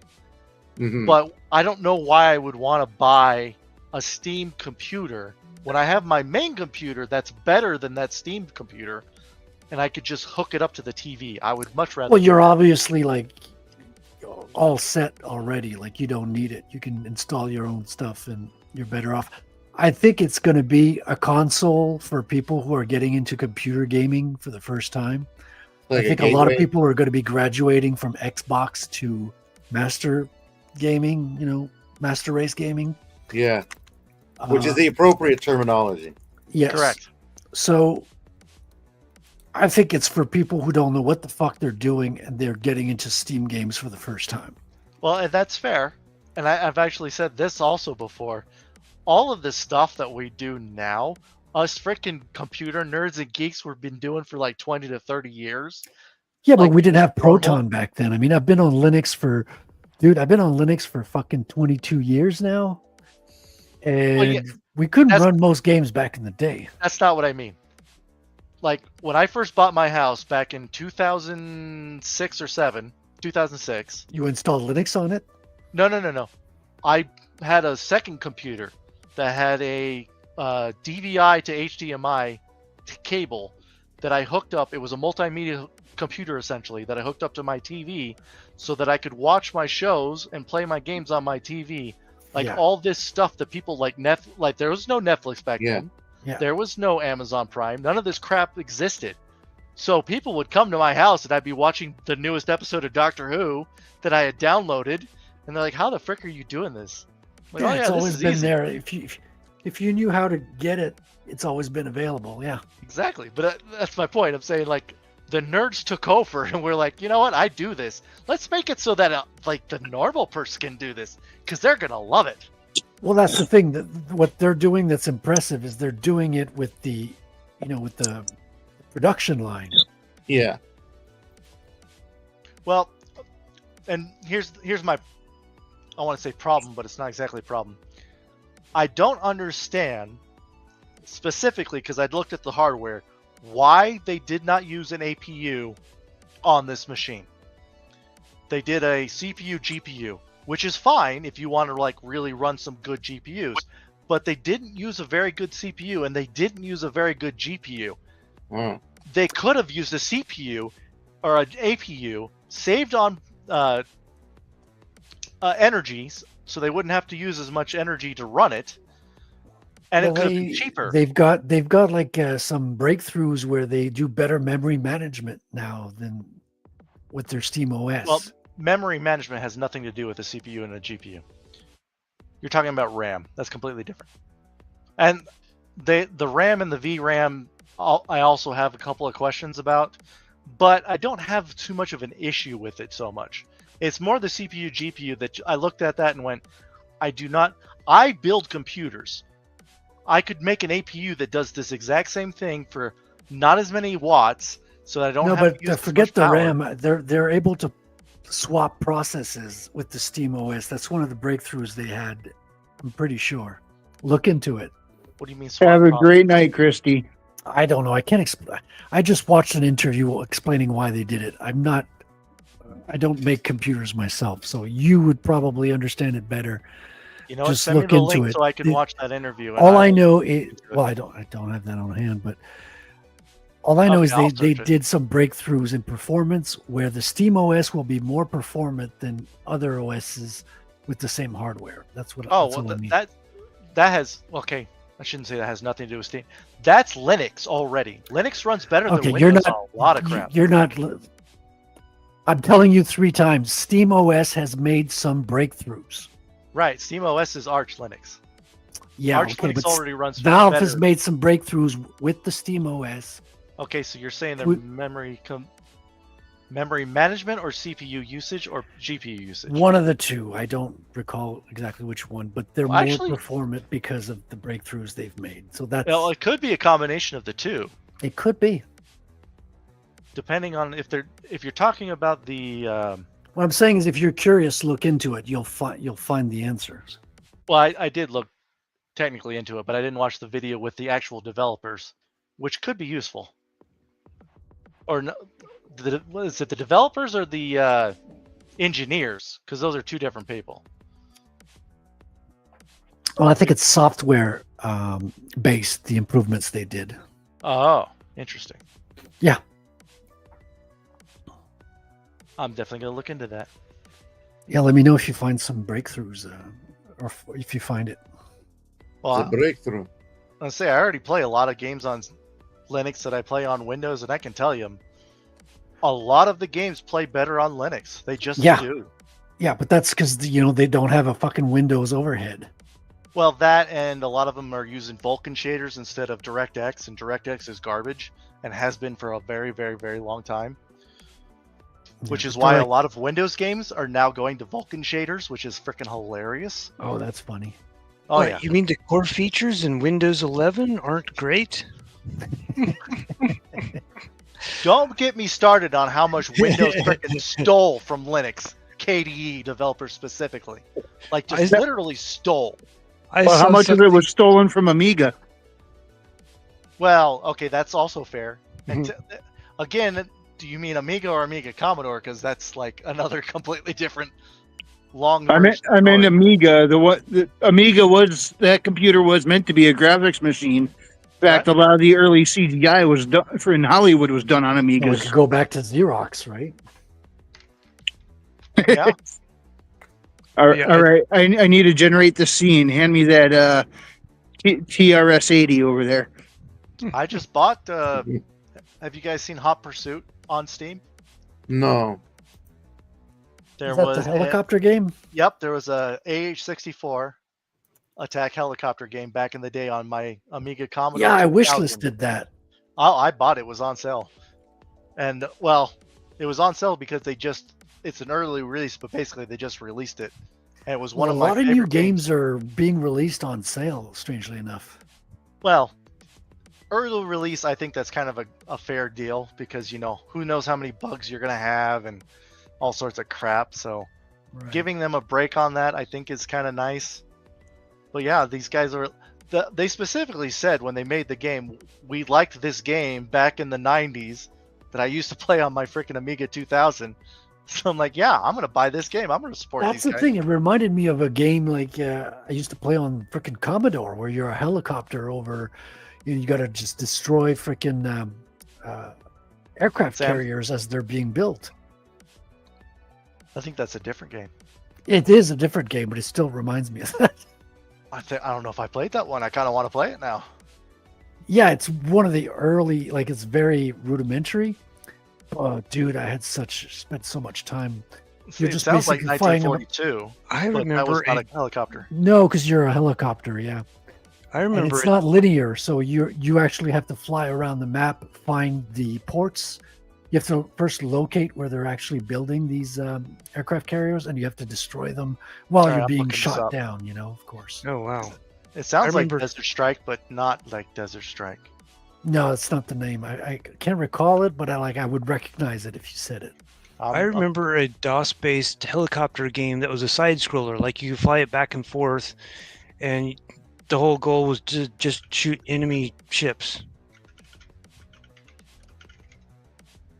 Was it around the 90s? That's whenever I played it. I remember seeing it in monochrome because we had a lot of monochrome monitors. Mm-hmm.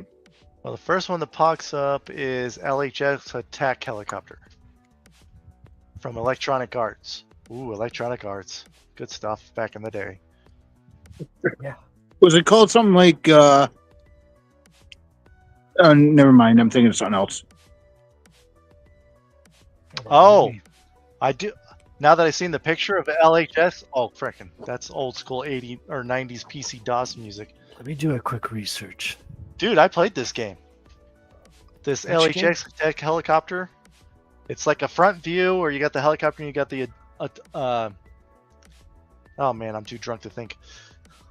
Altimeter and horizon and gas or fuel and all that crap. Mm-hmm. Choplifter. Let's see, did I play Choplifter? That's what it was called. That's, yeah. Can't even type properly. Oh, yeah, Choplifter. I played this. That's from Sega, dude. Really? Yeah, from 1982. I think there was like a solo dev or some shit. Like that was like, I still haven't found the aircraft carrier one, but yeah, I played Choplifter. No, that's That the one in I was the talking arcade. about. Oh, that is? Yeah. Oh, okay. I mean, you're destroying either battleships or carriers. Like you have to go around in docks and destroy boats that are being built. So my memory might be fuzzy. Like it might not be a aircraft I see. carrier. Yeah, they're not. I never thought of them as aircraft carriers. I thought of them as kind of. Oh no, this is not what I'm talking about. Hold on, it's not Choplifter. Okay, I was gonna say this is That's more a like side scroller. I'm talking side about scroller aircraft. top down. It was top. Are you sure you're not talking about Desert Strike? No, is it Gunship? No. I do Oh, that remember sounds. it. I think I played that one when I was a kid. Yeah, like Gunship 2000. It's like That one I everyone played remember Gunship. playing. Raid on Bungling Bay? Yes. Okay, it's Raid on Bungling Bay. Whoa, it's a ridiculous fucking name. Bungling Bay. That is pretty dumb. Okay. That All was right. on Commodore 64. Holy crap! You're Yeah, it talking- was on Commodore 64. This is when we're talking. For people who don't know, when a floppy disk was actually a floppy disk, and it was floppy. All right, share my screen, Wrangler. I'll show you an sample of it. Let's see here. Hang on. Have you guys heard about those kids who don't understand why the save button looks like a disc? Yeah, that's even that There we reference go. is old. That's like I heard about that 20 years ago. It's like what is wrong with people? It's like the intro. That is so old school. Oh my gosh. Yeah, man. I'm feeling the action-packed freaking gameplay already. Look at that. Wait for it. Whoa. Oh, Broderbund. Oh, there's a name I haven't heard in forever. You've heard of this before? Look at that. Shooting at me.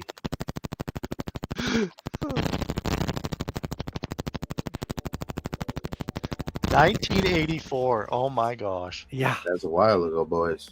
Does it have any gameplay? James wasn't that even coming up? alive yet. Yeah, the Not for gameplay's another coming up. 6 years. 7 years, actually. Yeah. Well, anyway, it's about that time to Oh, I start got cut off. the. Sorry. Oh wait, hold on. Oh wow. So this is what I was telling you about. You have to fly around the map, find the The old aircraft. sound effects. That the propeller sounds like static.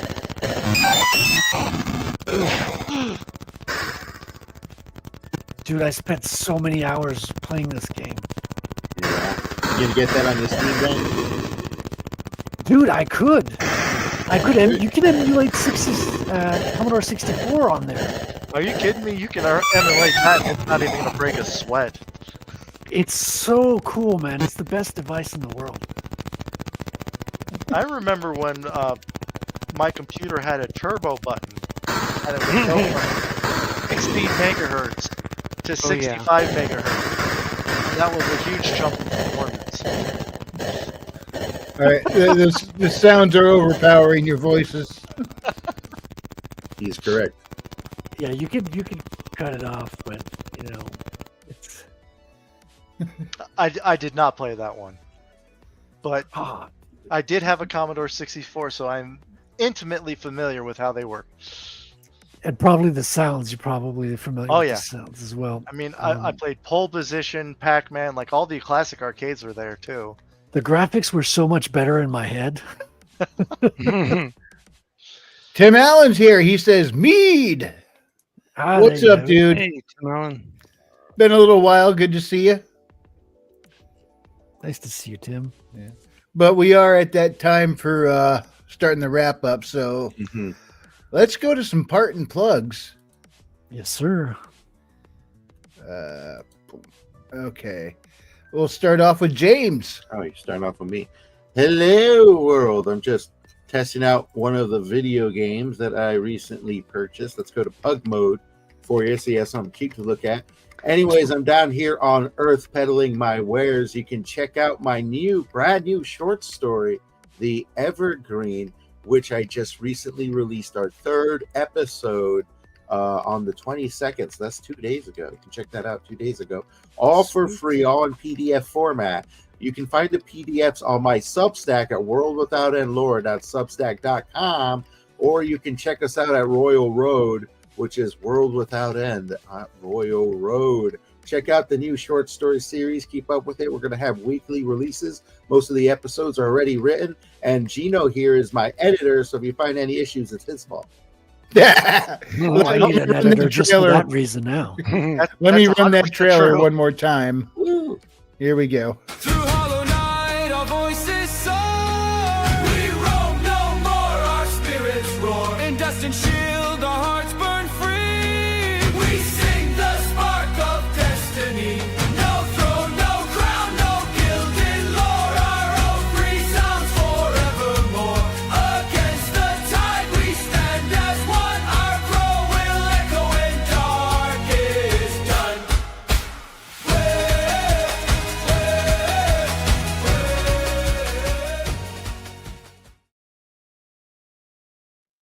Man, you guys just have some catchy tunes for your trailers lately. Thank you. Yeah. Thank you. And That's that's amazing. That's one of your best AI songs. That's an AI song, right, James? Yes, it is. It is. It's got to be like top of the line from that one. I actually originally made 5 to 6 months ago, but they continuously update the musical AI I use, and they let you rerun your music to remaster it. So this is actually like a remastered version of the original song. Now, when you make a tune, how long does it take you when you spend tweaking it, getting it right, swapping out the lyrics? It honestly depends on basically what I'm trying to achieve, along with it's like what I'm trying to achieve along with the lyrics, what I want it to sound like. That one took about a half hour because I wanted to get more of like a tribal sound going. But usually it could be anywhere between, the usual time frame is about 5 minutes, if I'm being honest. Very powerful. And if I know what exactly I'm looking for, I can usually get it very quickly. But some of the more unique ones could take some time. Gotcha. And Tim Allen says, God bless you all and happy Thanksgiving to all. Happy Thanksgiving. Happy Thanksgiving. Happy Thanksgiving to all Americans. Are you going to have Thanksgiving with us, Frederick? I had Thanksgiving already. No, you're going to have American Thanksgiving with us. Oh. What about second Thanksgiving? Right? Okay. Well, I'm not hard to convince on that. King Bawb. I need turkey and cranberry. That's the recipe. That's part of the recipes. Yeah, Bob Osama is busy reading about all of the Steam OS stuff that they've done, which mostly sounds like based on kernel upgrades, which is awesome, and Vulkan upgrades, which is also awesome, because that means all my computer can do all of this stuff too. Right? Nice. But as far as my stuff goes, I have a Substack, which I haven't touched in a long time because I'm a pathetic person, and I need to do that. So, and James has been making me work really hard and whipping me like a little pool boy. So I don't have any free time. Yeah, as I deserved. So Tim says, "Don't forget the apple pie." Apple pie. It's pumpkin pie. Who eats apple pie on Thanksgiving? What is wrong with you? I know a lot of folks have. I thought it was pumpkin spice. Well, I don't eat it either because I don't like pumpkin pie. But that's what they always serve. Is that crappy pumpkin pie? It's disgusting. Squash pie. Is it leftover from Halloween? Is that why it's disgusting? No, it's pumpkin flavor. Pumpkin flavor everything is disgusting. I don't understand how people eat that crap. I like it. I don't understand how some people don't like bacon. It depends on where it is. Bacon on a burger, no thank you. Bacon by itself, more and more and more, please. Anyways, I have a Substack under King Bawb, which also is my Substack for the 4F Foundation. Either way, it works. So, I've been really busy with school, so I haven't gotten to do anything. Hopefully, I'll be able to do some more stuff. I actually need to write 2 reviews because I got Bill's book done. What is the one? The Crusader one. The Oliver. I got that one done, and then I finished McNeuston's Project Notebook, which I thought was really fun. If you like FBI and aliens and that kind of stuff, man, Project Notebook's a good read. Cool. So I need to write those. I haven't written them yet. And then James keeps giving me stuff to read and make notes for. So read James' like he's stuff. not being paid. It's true. Americans. Plus, I love it. They're all good stories. The Thank you. The orphan stuff that we're doing right now is a lot of fun. So I would definitely recommend reading that stuff. Yeah, it's definitely fun to write, that's for sure. Tim Allen says, when your aunt and uncle own an orchard, you have apple pie on Thanksgiving and fresh apple cider. That sounds awesome. Cider rocks. That's fair. I love I apple could probably cider. got some cider here on an island nearby. Raven. Hey, if you've not yet read The Revenant and the Cult by Herman P. Hunter, go buy his book. And I'll be working on writing some more stuff over Thanksgiving. Alrighty. And Frederick. Yes, so I'm closing my campaign in less than 2 weeks. So if you haven't picked up a copy of Bertel, back to copy, please consider doing so. Check out the crowdfunding on fundmycomic.com. You can go to retelcomic.com and check that out. And I'm practicing my inking, getting ready for issue number 2. I've got a first draft of the second book. I'm very excited. It's going to be a lot more character development and more exciting art. And the inking is going to be one step up from the first book as well, if all goes well. So yeah, I'm super pumped and ready for it. So Awesome. Check that out. I've also got a show tomorrow. We've got a guest, but she hasn't confirmed yet. So I wonder if it's like Twitter communication issues. So we'll find out tomorrow if it works. Yeah, the communication on Twitter has been glitchy the last couple of days. Glitchy. Yeah, I tried twice to get in touch. I might do a tweet and at her to just get in touch, just to confirm. Yeah. Does it have anything to do with the geolocation crap that Twitter just added? I think it's prior to that when they changed the messaging system and they split it into a chat and messaging, and now some are encrypted and some are not.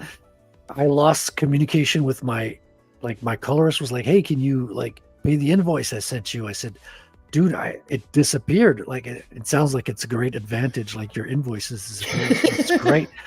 But he looked at it on his end. He's like, "Oh, dude, you're right. It disappeared on my end too." So unfortunately, he posted it again, and I had to pay him. But at least communication's back up. So that's that sounds like they didn't back up the back end correctly, and then they updated it and like lost all the stuff in the back end. I think there's somebody's been telling me about. Well, I listen, on my phone, I'm not getting the messages that I'm getting on my laptop. So there's a complete disconnect between the two interfaces.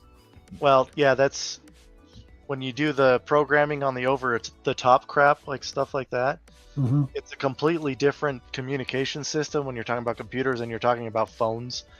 So yeah, a lot of times that just doesn't work the way it's supposed to.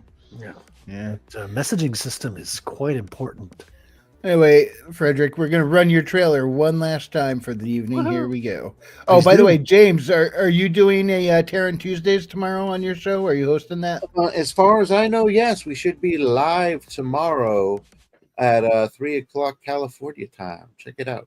All right. And here's the retailed trailer from Mr. Frederick Guimond. Thank you all so much for coming on tonight. I really appreciate it. I especially appreciate Frederick Guimond. I'm just going to call him out tonight because, I don't know, I want to make everybody else jealous. And also, he's got a great name. Thanks for coming on, everybody. Frederick Guimond. Okay, that is actually a really cool scene. I really like that. That's cool. Damn. That looks really cool, Frederick. Frederick, what are you working on right now, man?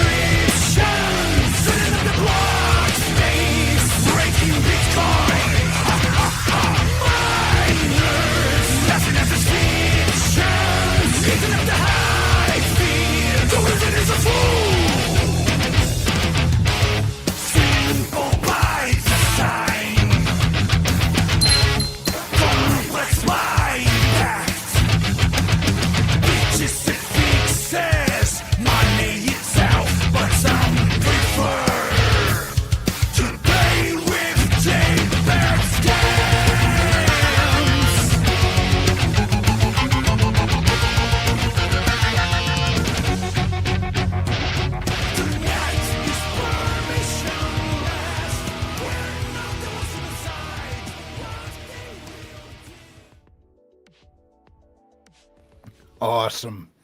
All right, and Thank you very much. I guess now it's up to me. And we were talking about mythology a little bit ago. There's Bastet from my series right there, my version of Bastet. But you could check it out. You got her along with. Oh, I got to get the OBS up. There we go. All right. Haley Star Bad Kitty and Bad Kitty Haley's World. Magic-fueled sci-fi adventures, a little bit Goonies, a little bit fantasy, a whole lot of fun and good for all ages. So hang out with Haley, Elizabeth, and Sabrina as they go on their Metroidvania-style adventures. Yeah, I'm coining the term, lit Metroidvania. If you got lit RPGs, I could call it a lit Metroidvania. And, oh yeah, and Bastet's involved, hence the Bad Kitty. Oh, she's the bad kitty. Well, no, not exactly, but you know that brings in the cat theme. And this picture of Sabrina right here, also by Mr. Frederick Guimond. Thank you for that, Frederick. This is such an awesome pick. Thank you. Yeah, and oh wait, no, that's Dunks from my from the TTRPG I play with Otter. So, but yeah. That dwarf's not in the books. But yeah, you can check them out on Amazon. You could also check out my Substack under Frequency Studios. Got a short story over there set in the same universe. So if you like good adventures with a sci-fi fantasy mix, check it out and you're going to have a great time. Thank you so much, everyone, for watching and enjoying and hanging out with us tonight. If you enjoyed this presentation, hit the like, and if you didn't, we appreciate you stopping by. We'll see you next time, and God bless. So long. Parting is such sweet sorrow. Reminds me of the Babe. What babe? What babe? The Babe with the power. What power? Power. Or a voodoo. Voodoo? You do. Do what? Remind me of the Babe. Remind me of the Babe. R.I.P. David Bowie, your music is missed. Bye.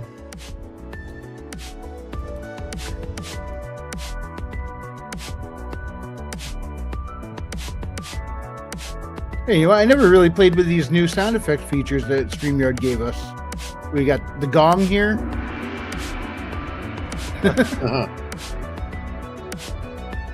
Heartbeat.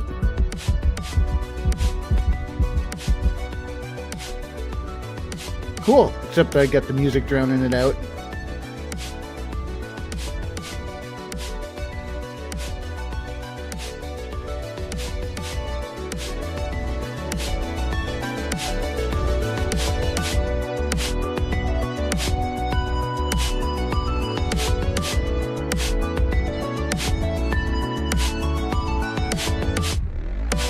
Music by Chill Kid. Go check him out on Bandcamp.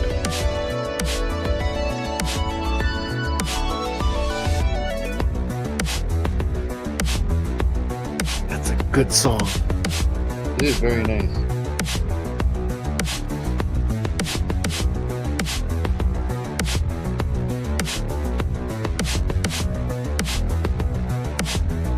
Good night. Jewish space lasers. Good night, everybody. Good night. Space lasers.